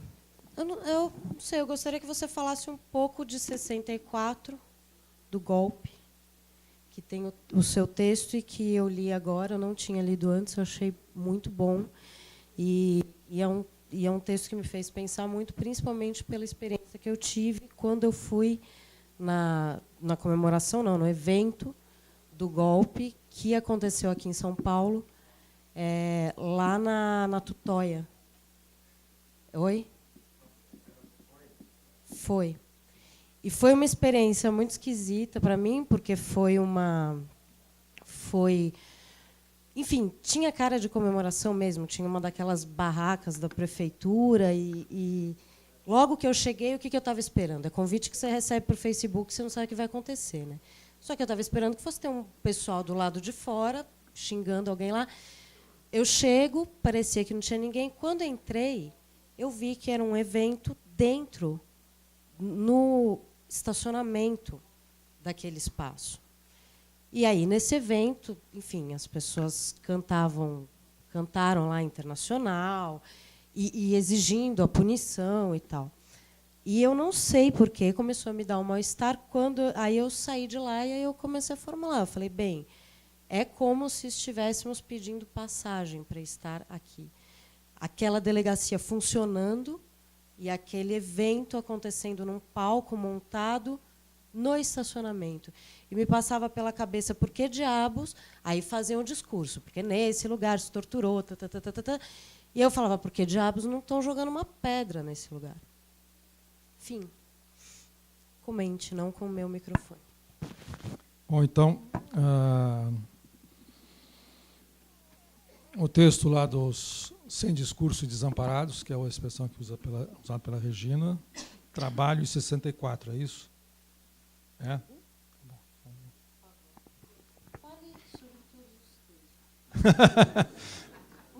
Tá bom, vou falar tudo, vou contar tudo. Vou me abrir com vocês. O texto mencionado pelo Jorge é um paper de uma socióloga chamada... Desculpe o paper, escapou. Regina Magalhães de Souza, não sei se ela está aqui, mas é bom que ela não esteja, porque assim eu posso elogiar despudoradamente. Eu acho um texto uma maravilha. como o livro dela. Recomendo, se puderem comprar, não é isso aqui. Aí embaixo chama-se O Discurso do Protagonismo Juvenil. É uma coisa espantosa o que ela faz. Ela faz um levantamento do discurso centrado na ideia de protagonismo juvenil. Você fala, não, Mundo pela Hora da Morte e os jovens são protagônicos. Agora, quando ele é protagônico, na Paulista apanha, mas em todo caso. Mas é que não são mais protagônicos nesse sentido. É esse. Ela procura, não vou resumir o livro dela, mas basicamente o que ela diz, ela descobre, lendo todos os manuais, os escritos das grandes corporações, de todas as ONGs, dos governos, dos organismos multilaterais, todo mundo, como é que se você mobiliza os jovens através de dispositivos de participação e protagonismo para fazerem coisas em benefício próprio, negociando seus próprios interesses com outros jovens na mesma situação. É claro, são jovens pobres, não é jovens no sentido jardins, é outra juventude. Como é que você governa essas pessoas? E você governa, entre outras coisas, dizendo que o século XXI já chegou. Portanto, começa o discurso do futuro. O século XXI já chegou, preparem-se. Se você não aprender a aprender, você estará despreparada para usufruir do moderno que chegou, que é o século XXI, que é o futuro. Bom, e a grande descoberta dela é a seguinte: governos, ONGs e, sobretudo, as grandes corporações, os empresários que se mobilizaram, descobriram que a política, no sentido que a esquerda, liberais e socialistas pensam, a política desapareceu. Essa é a velha política, segundo eles. 2 sindicatos, 2 partidos, do parlamento e por aí fora. Política é outra coisa. Essa é a velha política. Não funciona. Não melhora a vida de ninguém, só piora. A política é outra coisa. A política é uma política de protagonismo, de participação, de uma sociedade civil propositiva e ativa. Empresários falando, depois veio um partido de massa que começou a falar a mesma coisa, governos falando a mesma coisa, ONGs falando a mesma coisa, organismos multilaterais falando a mesma coisa, a política não existe. De modo que quando vem essa história para o grande antídoto, o contraveneno para junho, façam política, os donos da rapadura dão risada. É claro, façam política, essa política que querem fazer, continuem fazendo, para nós está ótimo, mas nós fazemos política de outro jeito, nós governamos a população de outro jeito, nós vamos na periferia e através dos nossos braços sociais e culturais, bancos, empresas, construtoras, assim por diante, nós fazemos a política que interessa. E essa política ela é mobilizada pelo discurso do protagonismo da juventude e os jovens que participam do seu autogoverno e, portanto, interiorizam todas as normas de governar, de se conduzir, em última instância, de obedecer. É isso. Isso ela trata disso. Bom, diante disso, eu disse alguma coisa pavorosa, lendo o livro, ninguém escapa dessa rede. As escolas funcionam assim, as empresas funcionam assim, os governos funcionam assim, os mandatos funcionam assim, as ONGs funcionam assim. Todo mundo funciona desse jeito, todo mundo está participando. As mães dos meninos que estão na Fundação Casa funcionam assim. Bom, aí ela era professora, aposentou-se na prefeitura, era professora formada em Sociologia, resolveu dar aula de Sociologia numa Unisquina, não é no Rio, é em São Paulo. Numa Unisquina gigantesca, maior que a USP. E como ela gostava de dar Sociologia, ela foi dar aula de Sociologia nessa Unisquina gigantesca e ficou 2 anos dando aula de Sociologia clássica. Ela descobriu que o Durkheim era interessante, começou a explicar Durkheim para a moçada e por aí.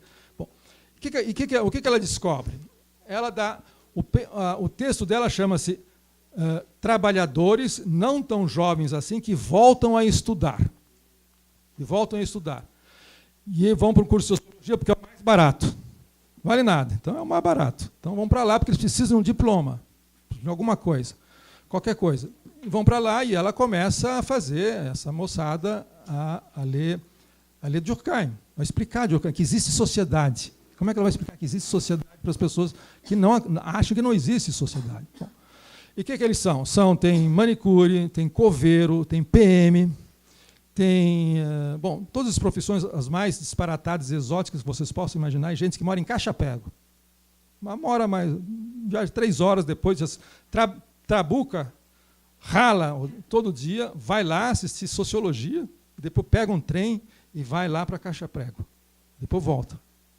Bom, aí ela começa há um desinteresse, há 2 tipos de desinteresse. Quem é que se desinteressa por Sociologia, diz ela? Primeiro, os que já estão em programas sociais do governo e, portanto, abrem a boca e falam o discurso do protagonismo juvenil, da organização, da participação, da ONG, isso, o trabalho voluntário e da programa social, isso e por aí afora. Os organizados politizados em partidos políticos de esquerda e de extrema esquerda, e os que são assessores de mandatos de vereadores. Esses já sabem tudo. Estão ali porque no mandato, porque no lugar em que eles trabalham, eles precisam de um canudo qualquer. Esse é o mais barato, é o mais rápido. Nem prestam atenção na aula, porque eles já sabem, na luta de classes, já sabem o que é o projeto democrático popular, eles já sabem tudo. Então, simplesmente, eles funcionam nessa máquina. Não existe. Eles têm discurso e não estão desamparados. Tem os que estão protegidos pelos programas sociais, tem os que têm esses empregos oficiais e tem os que têm as suas organizações políticas. E já sabem, já tem programa de tudo, enfim, está perfeito. O mundo é perfeitamente legível e vão tocando o barco. Aí ela descobre esses sem discurso e desamparados, que, como o Jorge leu, que não são nem tão pobres para serem assistidos por um programa social, existem as dúzias, dezenas, então ninguém está desassistido nesse sentido, e nem tão politizados para estar em organizações e serem assessores num mandato qualquer, e nem participam. Veja só, ela entra, isso que é o mais importante, entra no pacote do conformismo social os movimentos sociais. Quem está em movimento social também não está interessado em descobrir como é que funciona uma sociedade, tomar uma mínima distância sobre o discurso da ordem contemporânea num país como o Brasil. Então, eles estão perdidos, diz ela. Para eles, a aula para eles bate na parede, eles vão embora, pagam a mensalidade e acabou. E ela conseguiu dar aula para uma fração que, assim, são trabalhadores, não são precários, inteiramente precários, pelo contrário, eles ralam. É o trabalho, a nova centralidade do trabalho, que é uma centralidade demoníaca. Mas, por outro lado, trabalhar é alguma coisa que tem significado ainda. Mas eles estão lá, desamparados, e sem saber o que pensar, o que dizer. E esses começaram a se interessar por estudar sociologia. Para explicar, quando você explica para uma pessoa, para um público como esse, por que as pessoas se suicidam. Pega lá o Durkheim, o que é anomia, o que é suicídio, o que é punição, e por aí afora, o que é religião. E eles se interessam, eles começam a descobrir que existe alguma coisa por trás dele que se chama sociedade, que funciona, e começam a se descobrir que são pessoas de segunda ou terceira categoria, que não tem nenhum guichê para eles. Ora, em junho, ela escreveu isso, está pesquisando, transformou-se um capítulo de um livro coletivo em andamento. Em junho, ela foi para a rua, obviamente. Ela foi para a rua e os encontrou na rua. Nos encontrou na rua, e encontrou de uma maneira diferente, como quem estava, ela descreve isso como quem estava participando de uma coisa muito agradável, convivial, como se fosse tomar cerveja na calçada depois da aula, encontra os amigos, encontra outras pessoas, encontraram uma sociedade em movimento e acharam que faziam parte de alguma coisa. E não tinham palavras, não tinham um discurso preparado, pronto, para voltem à política, se organize, partido político, reforma política, patriotismo, sem violência, porque a violência, não tem um discurso sobre a violência. Violência, então, o cara bate, ela vê, não é legal bater, um polícia bate, não tem, eles estão, por milagre, eles estão fora dessa toneladas de senso comum que sufocou a inteligência social no Brasil. Ela viu isso, ponto. E eu não sou sociólogo, não sou teórico, você vê um troço desse, você vai atrás. O que está acontecendo? Ponto, não digo mais nada. Está lá, não sei. Bom, e aí entra no trabalho, são trabalhadores, todos são trabalhadores. Que tipo de relação trabalho-sociedade tem nessas circunstâncias que em junho aflorou? Não é tradicional, não é convencional, não é que nós conhecemos, convencional não sentido pejorativo, não é que nós estamos habituados a fazer, a lidar, não sabemos qual é a relação deles com o trabalho. É uma coisa gratificante, é uma coisa horrorosa? Nós não sabemos direito, nós sabemos que deve ser horrorosa. Você chegar, uma jornada de 12 horas até chegar em casa para ganhar uma merreca de um mínimo, um salário e meio, 2, não, deve ser uma coisa pavorosa. Mas, por outro lado, há uma reserva, uma disposição, pelo fato de estar ingressando na sociedade, que nós não sabemos. É a única fração, a única franja que, digamos, que o oficialismo tem de dizer que alguma coisa nós temos a ver com isso, tem sim. Na medida em que você balança o coreto em que mais gente participa desse mundo horroroso do trabalho, muda o panorama social. Mas óbvio que muda, mas não muda. Pode não ter mudado no sentido esperado, é claro. Isso foi inesperado. Então, há uma outra centralidade do trabalho que é negativa e que nós não estamos sabendo o que é. E esse trabalho faz com que as pessoas se conformem a fazerem as piores coisas, porque é um trabalho de seleção e de eliminação. Você está lá para ferrar os outros. Por outro lado, é um trabalho que dá gosto. As pessoas, por mais alienado que seja o trabalho, as pessoas querem fazer uma coisa bem feita. Mesmo que você passar um xerox, mesmo que você entregar uma pizza, ele quer entregar bem uma pizza. Por outro lado, não estão deixando ele entregar bem uma pizza. Essa é uma espécie de centralidade negativa do trabalho.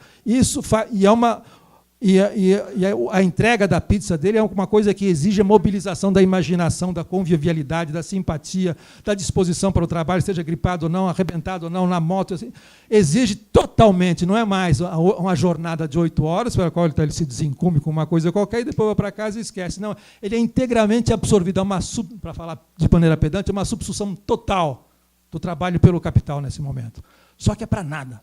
Ele sabe, por outro lado, ele sabe que ele gosta de trabalhar. Bom, ele quer fazer o trabalho bem feito, ele quer ser reconhecido pelos outros. E o trabalho é alguma coisa antropologicamente fundamental, não dá para... O problema é trabalho e mercadoria, trabalho abstrato, é outro. Isso é esse viés que nós temos que buscar nas ruas de junho, não o que o data bagulho isso, o data bagulho aquilo diz que é o extrato X de renda, o eleitor de Beltrano, Ciclano está lá, não estava classe alta, média, baixa, superior, inferior, lateral, esquerda. Eu quero vender produtos para esse cara, como candidatos e produtos. É isso que as pessoas, que os institutos querem.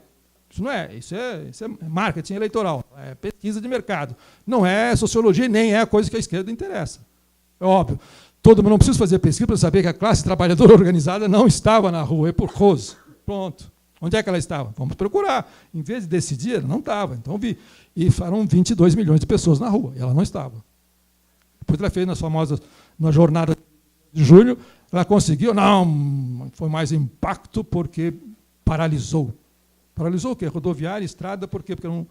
Porque dos setores do setor de transporte, que é um sindicato do crime. Puta que pariu. Os caras trocaram tiros uma semana antes em São Paulo. Não vamos aprofundar. Então, é um fiasco a história. A mudança de maré é visível. É só sair na rua e ver, olhar para a cara das pessoas. Não precisa saber se é classe média ou não. Você olha para uma cara das pessoas e diz que tipo, qual é socialmente o que ela é. Não tem mistério. Aí fica medindo a classe média para cima para baixo. Bom. Então, 64, vamos lá. Não sei se eu respondi.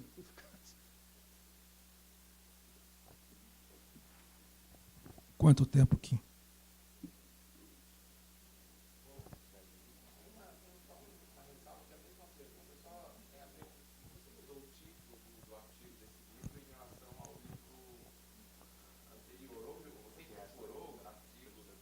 Da ditadura é o mesmo artigo, só mudei o título. Então, eu já não acho aquilo lá já insuficiente, em todo caso. 64. Bom, aí 64 é uma coisa complicada. Então eu precisaria de uns 10 minutos, pode ser? Me parece uma boa amostra para a gente poder entender o que significa esse diabo desse novo tempo do mundo, que é a nossa percepção relacionada com política. Eu acho que mudou. Mudou e nós temos que começar a compreender isso. E um dos lugares privilegiados para você perceber essa mudança é a maneira pela qual o 64 está sendo rememorado, estudado, debatido 50 anos depois. Então, eu vou começar por um fenômeno novo. Existe uma coisa que os historiadores clássicos, a respeito de 64, começou a aparecer em 94, depois se reforçou em 2004, nas datas cheias sempre, e agora em 2014, que chamam de revisionismo. Revisionismo histórico. Não é revisionismo no sentido da historiografia, não é revisionismo no sentido, digamos, maoísta. E o revisionismo consiste no seguinte: a partir de um determinado momento, dá até para dar a data precisa, meados dos anos 90. É quando a maré vira mesmo. A maré, digamos, a mutação antropológica, que eu estou tentando descrever mal e mal com esses artigos aí, mambembes, prolixos e disformes, a maré vira. A maré vira e começa, e aparece uma coisa que era inédita, e as pessoas ficam chocadas assim. Algum punhado de bons, não são ideólogos reles, são bons historiadores. Eu não vou dar os nomes, não tem importância. São bons historiadores que começam a dizer o seguinte: entre 61 e 64, depois o golpe ao desfecho, houve uma espécie de... Estava em marcha, agora eu vou lá, utopia, esqueci esse negócio da utopia real, alguma coisa, uma utopia negativa, que era a percepção, são os historiadores que estão dizendo, tanto aconteceu isso, foi assim, que era a percepção de que democracia e reforma, a institucionalidade, ou a legalidade democrática, regida pela Constituição de 46, e reformas de base, reformas estruturais exigidas por uma nação em movimento, eram incompatíveis. E que, portanto, só na marra. Reforma agrária na lei ou na marra, era isso. Que todo mundo dizia, como vocês não, aqui só eu e o Roberto. Acho que, nós dizíamos com a maior naturalidade. Ao dizer reforma agrária na lei e na marra, era uma espécie de teorema óbvio da esquerda. Vai de um jeito ou de outro, é claro. A reforma base era uma anticâmara de uma convulsão social por vir. Se a lei impede, pior para a lei. Ou mudamos a lei. Se a lei não muda a lei, não vamos mudar. Nós somos a maioria e explorados. Pronto, está encerrado o assunto. A partir de 94, isso vira uma espécie de impulso liberticida. As pessoas odeiam a democracia. Não faz parte da cultura da esquerda brasileira a democracia. Isso foi descoberto em 94. Porque não avisaram. A gente não teria feito as besteiras que fez antes de 64, 61, se respeitássemos a democracia. Então, há um impasse catastrófico, uma outra expressão que apareceu. Há um impasse catastrófico, uma utopia negativa, dizendo que democracia e reforma são incompatíveis. E quem é o culpado disso? A esquerda. Mas não só, a esquerda começou. Mas aí a direita reagiu, e a direita entrou no mesmo barco. Ela começou a dizer que as reformas eram incompatíveis com a legalidade democrática, e, portanto, a Constituição teria que ser respeitada. Mas, se vocês continuarem pressionando, nós também vamos desrespeitar a democracia. Portanto, houve um empate. E houve a democracia pobrezinha, a democracia de 46, a ordem liberal no Brasil, foi tomada de assalto por dois demônios surgidos do nada, que era a extrema esquerda e a extrema direita, que massacraram a pobre democracia, que foi vitimizada. Bom, isso são historiadores sérios que dizem... Bom, o que isso significa? Isso é feito de boa fé, é documentado, dá para dizer que, de fato, ninguém mais. E golpistas... E veja só, e houve uma mudança na mentalidade da esquerda. Houve uma mudança na mentalidade da esquerda, porque em 61 eles eram legalistas. Para evitar o golpe e assegurar a posse do Jango, em 61, depois da renúncia do Jânio Quadros, o que era? Era a luta da legalidade para se cumprir a Constituição, o vice toma posse. A esquerda, portanto, era legalista. Subitamente, em 63, entre 61 e 64, ela vai deixando de ser. E ela se torna uma adversária da democracia no Brasil. Ela é incompatível com a democracia. A extrema esquerda, claro. Não o trabalhismo. Bom, e a reação do outro lado é compreensível. Bom, isso significa... eu já vou encerrar. Isso significa que esse revisionismo, na verdade, é um tremendo... Um historiador clássico é anacronismo. Você não pode rebater para 60 anos atrás aquilo que você acha que é o horizonte máximo hoje, que é o capitalismo liberal democrático e assim por diante. E, portanto, você olha para trás e você só vê catástrofe. Só vê catástrofe, violações e desrespeitos e atentados contra a democracia, em total incompatibilidade com a democracia. Porque isso é a verdade. Isso é um anacronismo. Olha, o que eu estou dizendo não é nenhuma coisa, né? O revisionismo, ele faz parte dessa conjunção, ou dessa conjuntura que eu estou chamando do novo tempo do mundo, que mudou a percepção política do tempo. E isso é a coisa maior importância. Os revisionistas não admitiriam isso, porque eles são progressistas. Eles descobriram a democracia depois 25 anos de ditadura, descobriram a democracia. É uma descoberta curiosa, você descobrir só precisar de uma ditadura para descobrir os valores da democracia. Nós não sabíamos o que nós estávamos pondo em risco e assim por diante. Bom, o que eu digo aqui não é nem anacronismo, nem revisionismo no sentido em que os historiadores rejeitam, ou de ser uma revisão. O que eu estou dizendo é o seguinte, há uma coisa nova, nós nos damos conta agora, 50 anos depois do golpe, 30 anos depois, 25 anos depois da ditadura, a ditadura continua contemporânea, atual. Não que ela esteja aí, na ditadura não está aí, o dispositivo da ditadura não está aí. Ela passa a ser um acontecimento ao qual nós reagimos como se tivesse acontecido anteontem. Isso é novo, isso é absolutamente novo, isso começou no meados dos anos 90. Um dos indícios é a primeira lei da responsabilização do Estado dos mortos e desaparecidos. Quando aparece isso, até então não existia isso no horizonte da esquerda, a direita do Sanfu, não existia no horizonte da esquerda, porque a esquerda ainda era progressista no sentido tradicional. O que a esquerda propugnava? Anistia como esquecimento. Foi a esquerda que inventou isso, não foi a direita, não. Anistia como esquecimento. Esquecemos, foi bárbaro, foram atrocidades inomináveis, mas vamos esquecer, porque a história anda. E nós vamos voltar, e nós vamos construir um Estado social, um partido de massa, e, portanto, nós queremos a volta dos nossos exilados, a abertura das prisões. Ficam lá, de crime de sangue, fica lá, coitado. Meia dúzia, vão apodrecer, mas volta. Portanto, nós estamos interessados em que a coisa vá para frente. E 64 ficou para trás. Esquecemos, é um trauma, mas ficou para trás. Era assim que se pensava no fim dos anos 70, era assim que se pensava durante os anos 80, aí veio o trambolhão em 89, perdeu-se, assim, em 90 as coisas começam a mudar. Alguma coisa muda, alguma coisa muda. Essa nova maré entra em cena. E o que muda? Muda é o fato de que 64 deixou de fazer parte da história como Estado Novo. O Estado Novo foi tão bárbaro quanto o 64. Durante o governo Dutra, matou-se mais comunistas do que na ditadura de 64. O critério não é quanto mais matou, quanto mais... Não é isso. Matou-se, o comunista estava fora da lei e era o inimigo. Matava, aparecia inimigo, matava, destroçava, arrebentava. Ponto. Mas, a partir de um certo momento, isso é história. Isso é história.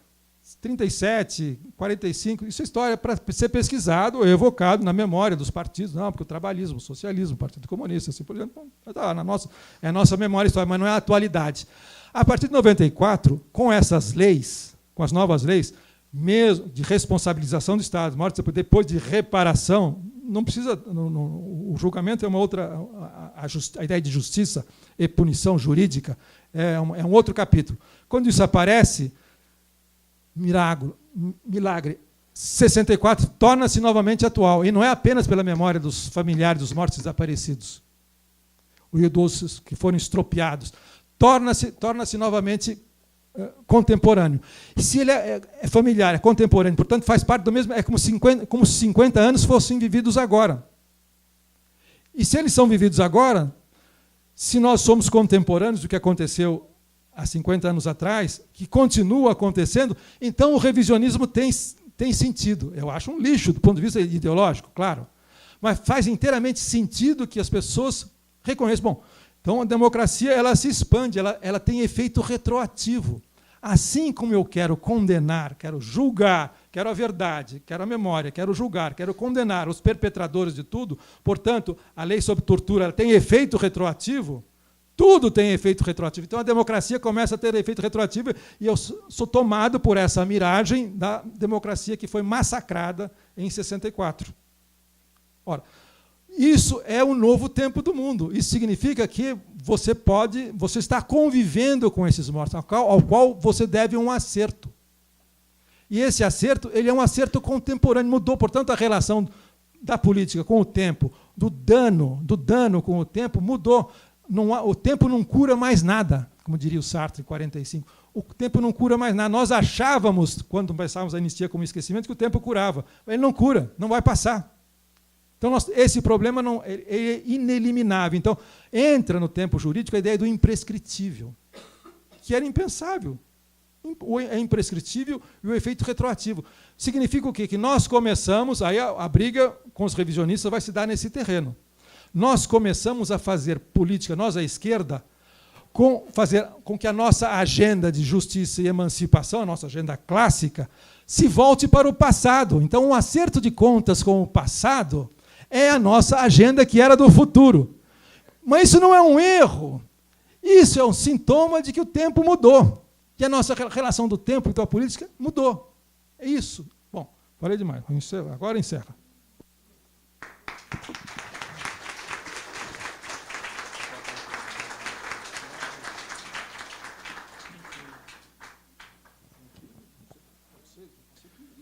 Bom, nós temos condição, caso alguém queira fazer uma questão, de fazer uma última breve rodada de questões. E daí depois a gente passa para a sessão de autógrafos. A gente não recebeu aqui, só recebemos uma questão por escrito do Paulo. Então eu vou pedir para você fazer a pergunta no microfone, porque está sendo gravado, e daí o Paulo Arantes passa aqui. Mas a gente realmente vai precisar de uma objetividade.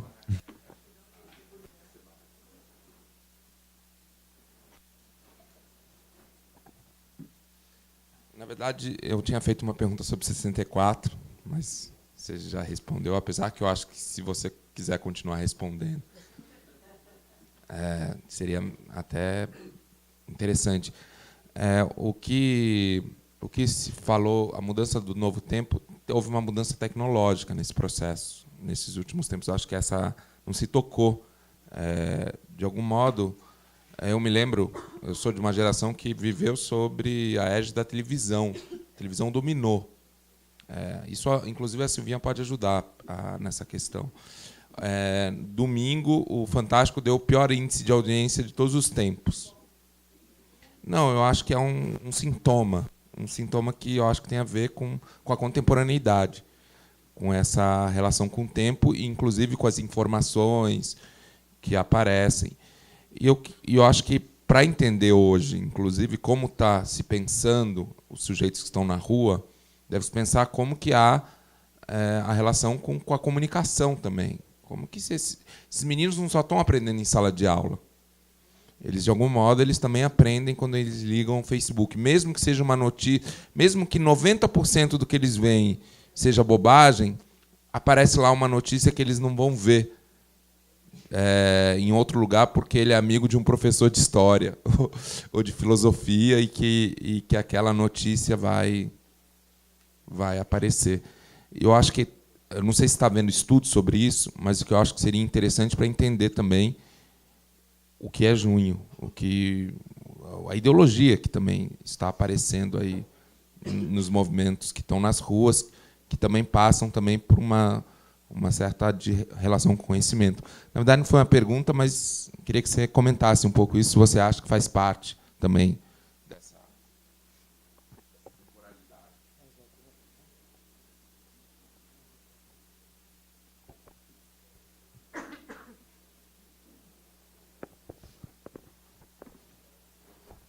Quando o senhor se referiu ao revisionismo, o senhor me fez lembrar muito um livro que eu li recentemente, que fala sobre a historiografia da Alemanha, e que há o mesmo debate. Então, a ação da esquerda era antidemocrática, e a ação da turma lá do pintor alemão também era antidemocrática, e a ditadura ficou ali no meio e acabou, né, tendo a ascensão do Hitler. Essa tese que nós temos agora no Brasil, ela não seria um reflexo da reorganização da direita na Europa? Porque eu tenho um certo pessimismo, porque o que eu vejo também é que eu acho que na década de 90, como nós dizíamos que eram socialistas, todo mundo dava risada na nossa cara.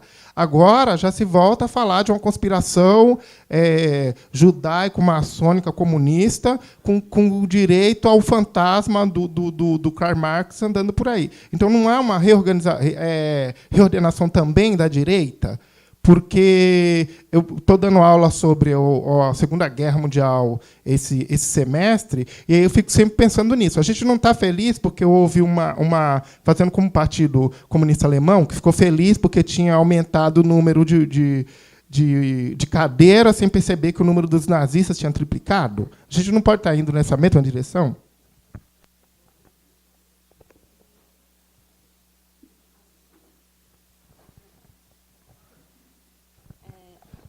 Bom, boa noite, Paulo e a mesa. Eu fiquei com uma dúvida assim na sua explicação, porque assim, eu sou de uma geração, né, que nasceu sobre o neoliberalismo, nos anos 90 e tal, e participei das manifestações de junho. E aí a dúvida que ficava é assim, que, sei lá, durante toda a minha juventude, assim, adolescência, parecia já que não existia futuro, assim. Porque nada acontecia, assim, você não via, sei lá, movimento social, não via nada na rua, nada acontecendo, nada no âmbito internacional também. E a sensação de ir para a rua, pelo contrário, sei lá, parecia que começava a existir futuro e começava a existir expectativa de mudança.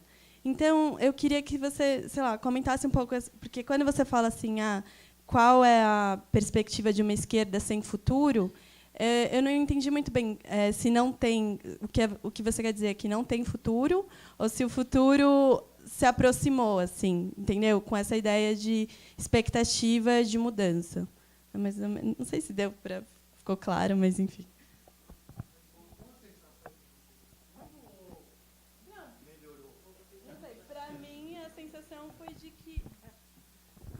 Para mim, eu não sei se as outras pessoas que participaram, porque eu sei que tem pessoas que participaram aqui, foi de que poderia existir alguma perspectiva de mudança e de futuro.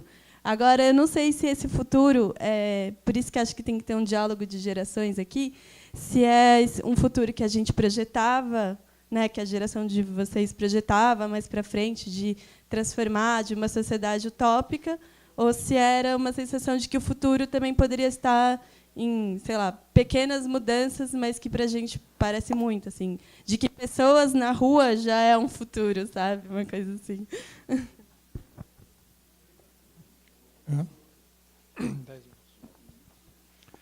Bom, a primeira pergunta do Yasha. Bom, eu não trato disso, eu trato de passagens. Existe uma biblioteca escrita sobre isso, chama-se, o tópico desses estudos chama-se Aceleração Social do Tempo. A tese do presentismo, da ruína do futuro, assim, vem dessa aceleração. E essa aceleração do tempo, um tempo real, a ideia de tempo real, ela é impulsionada por tecnologias da informação e da comunicação, que, por sua vez, não é determinismo tecnológico. Elas vêm da guerra, a indústria militar que concebeu todas essas tecnologias da informação e da comunicação, ao básico dele, por razões estratégicas e racionalização no sentido weberiano, e que reexporta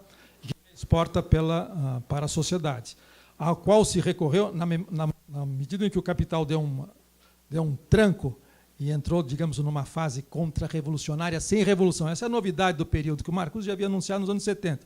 Nós vamos conhecer agora a contra-revolução permanente sem revolução. E é o que está no Brasil. No Brasil nós temos uma contra-insurgência permanente sem insurgência. Mas a contra-insurgência ela é permanente. Já começou no Rio, já começou agora segunda-feira, que nós íamos preparar para o presentinho da Copa, vamos antecipar um mês, porque não dá dando para segurar a barra. Mas cadê a insurgência? Mas está aí. Bom, então, eu não abordei diretamente esse tópico, que foi essa tecnologia que foi mobilizada no momento em que ela foi mobilizada para poder desestruturar esse mundo do trabalho, que não é mais um mundo do trabalho, não existe mais mundo. Mundo no sentido em que as coisas se correlacionam e se entreligam, e você tem um mundo de significações, qualquer antropólogo sabe disso. Então, eu não tratei disso, mas porque eu não queria abrir esse livro de evidências sobre essa aceleração social do tempo, e que é a versão benigna da ideia de urgência ou emergência, como não temos tempo, e que faz com essa aceleração, ela é perfeita para botar todo mundo para correr no trabalho, que não é mais mundo. Então, todo mundo corre atrás de alguma coisa sem saber no que significa essa correria, da ideia de que não tem futuro. É uma correria pela correria, pura e simplesmente. Segunda pergunta sobre Weimar. Eu acho que esse fantasma da República de Weimar que você está estudando é um fantasma, não tem nada a ver conosco. Isso é apenas... Curiosamente, é a esquerda que o evoca. A direita não está nem aí, a direita estão ganhando o jogo de goleada. Aí a esquerda que está querendo participar desse jogo como auxiliar, ela fica, então, montando esses espantalhos. Não repitamos o que aconteceu em Weimar. Os socialistas não são os nossos inimigos, não são os inimigos são os fascistas. Aí, felizmente, aparecem fascistas na rua. Sempre tem, não? Tem. Esses núcleos existem por várias razões. É uma pulsão que se encarna em várias, que se cristaliza de várias maneiras. Para fazer a moçada ficar quieta. E, portanto, eu acho que não há possibilidades. Se abusa da palavra fascismo. Eu acho que o que vem por aí é uma coisa nova, diferente, igualmente horrorosa. Então, peguem, pelo menos, o que está acontecendo na Grécia, que é uma das coisas mais pavorosas. Na Grécia, os trabalhadores imigrados, ou nem trabalhadores, simplesmente os imigrados, os refugiados, os removidos que vêm do Afeganistão, do Iraque, da Síria, ficam em bairros específicos, eles não podem sequer sair de casa, são massacrados. E não só na Grécia, na Europa inteira. Então existe racismo, xenofobia, e vai lá embaixo, e pega fundo. É claro que aí começa a imaginação, todo mundo começa a fantasiar com seus ritos, com suas bandeiras, é estetizado e reaparece toda a iconografia do Terceiro Reich, reaparece. Mas não tem mais nada a ver com o Terceiro Reich, por uma razão muito simples, não existe classe trabalhadora organizada a ponto de tomar o poder ou uma revolução como existia nos anos 30. Isso está fora de cogitação. Então, eles estão batendo na população excedente, estão exterminando a população excedente porque faz parte da engrenagem. A onda punitiva não poupa ninguém. Então você tem um aparelho coercitivo legal de Estado de Direito na França, que encarcera, que arrebenta, e você tem depois os malucos na rua que fazem a mesma coisa, que são considerados malucos e servem para assustar aqueles que são a favor de pegar esses malucos, ou as vítimas desses malucos, e colocar na cadeia para que a rua fique tranquila. Então, bom, e voltando para a Grécia, então. Um dos argumentos, digamos, eu acho frouxo, mas em todo caso é um argumento interessante do Timothy Clark, quando ele fala da esquerda sem futuro. Quem é que pensa em futuro em termos redentores apocalípticos, que a nossa hora chegou hoje? São os socialistas europeus, mas são desdentados, estão mortos, são sonâmbulos, não são nada. Bolcheviques não existem mais. Então, quem está pensando no futuro como a nossa hora está chegando, a nossa grande expectativa? É a extrema-direita. E a extrema-direita, esses têm um programa, um futuro apocalíptico por acontecer. Essa é uma coisa que a gente tem que pensar melhor. Mas eu acho que esses revivals, as revivescências históricas, nós temos que aprender o que aconteceu, o que foi o importante, saber o que foi a luta antifascista nos anos 30, como é que houve uma guerra, e por que essa luta é esquecida, e se a gente olha para trás, só tem vítimas. Não tem mais combatentes, não tem mais luta, não tem mais nada. Só as vítimas. O Holocausto e companhia, assim por diante, dos genocídios. Isso é o mais grave. Esse é o problema que aconteceu lá na Rua Tutóia. E o último, da futuro. Então, dizer assim, em 3 minutos. É claro que quando você diz na rua, nós sentimos que havia um futuro, começamos a respirar, é óbvio. É óbvio também, todo mundo. Porque aconteceu... eu vou te dar em 2 respostas. Primeira, 2 pontos. Primeira coisa, na rua você sentia que alguma coisa estava acontecendo, o que não era o caso na pasmaceira mundial ou numa sociedade pretensamente pacificada, embora se chacine regularmente todos os fins de semana nesse país, não acontecia nada. Então, algo acontece. Bom, nesse enquadramento, digamos, de percepção do tempo, política e social que eu uso nesses ensaios, significa o seguinte, que o acontecimento voltou. Ele voltou porque você tem uma conjuntura perpétua, permanente, perene, que não tem desfecho, como tinha antigamente, um desfecho, um golpe, como não tem desfecho. Então você tem uma ciranda de acontecimentos, só que nesses acontecimentos não acontece nada, de repente acontece alguma coisa. Então aparece o que alguns chamam de acontecimento monstro. E esses acontecimentos, eles falam sobre eles mesmos, começam a se autonarrar como se já estivessem indo para o passado. E nesse momento, uma certa percepção da história funcionando aparece. Nós temos novamente alguma coisa nessa direção. Bom, isso posto, não significa que o meu futuro não voltou para você. O seu futuro é completamente diferente. O seu futuro está vinculado a uma coisa política chamada ação direta, que não existia no meu tempo. No meu tempo era o tempo das mediações, das grandes organizações, do chão de fábrica, da mediação, dos partidos políticos, do progresso, do programa de transição e por aí afora, porque nós tínhamos a história a nosso favor e nós éramos pacientes, nós sabíamos esperar, porque cedo ou tarde, trabalhando na boa direção, com a boa direção, nós chegaríamos lá. Isso mudou, não é que somos infiéis ou traímos essa tradição. Isso mudou, isso saiu de cena, independe. Como o Schlegel lá vendo aquele quadro, bom, desapareceu, é uma outra coisa. Como é que isso pode acontecer? Ora, em todos esses movimentos, desde o zapatismo, mas se aceleram na primeira década do século XXI, a ideia de futuro desapareceu. A ideia de futuro antiga, o futuro novo que entrou, é um futuro imediato. É um novo acontecendo, e o acontecimento é justamente o que eu estou dizendo, aparece como um horizonte de expectativa. O único que nós dispomos é aquele acontecimento se desenrolando. Ora, na Grécia, que eu descrevi há pouco, a palavra de ordem, houve uma grande insurreição estudantil em 2008, em fins de dezembro, início de novembro de 2009, todo mundo esqueceu. Mas houve, eles tocaram fogo. Foram para cima, não estou fazendo apologia, não sou incendiário. Não. E eles diziam, nós somos a imagem do futuro. Isso é o que vai acontecer no mundo. Entre outras coisas. Depois já tinha acontecido em 2005 na França.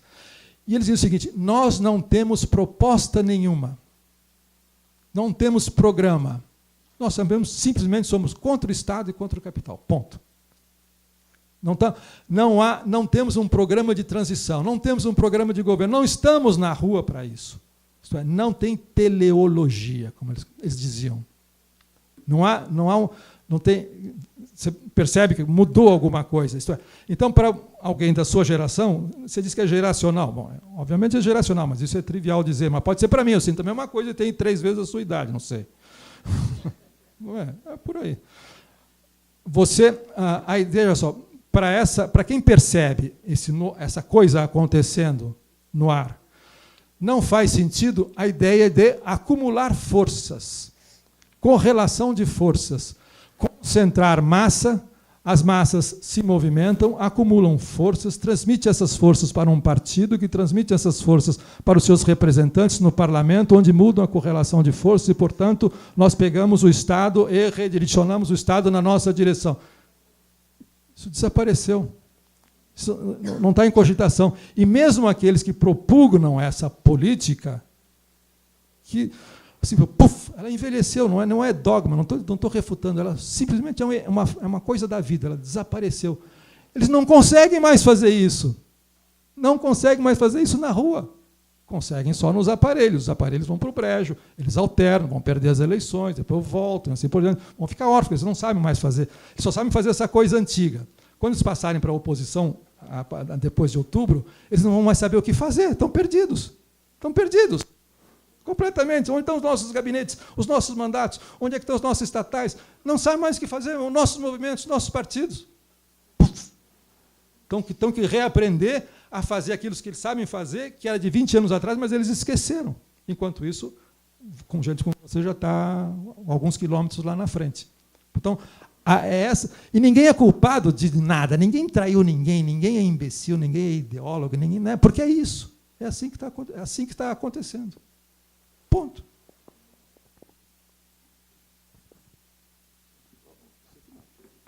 Obrigado a todos.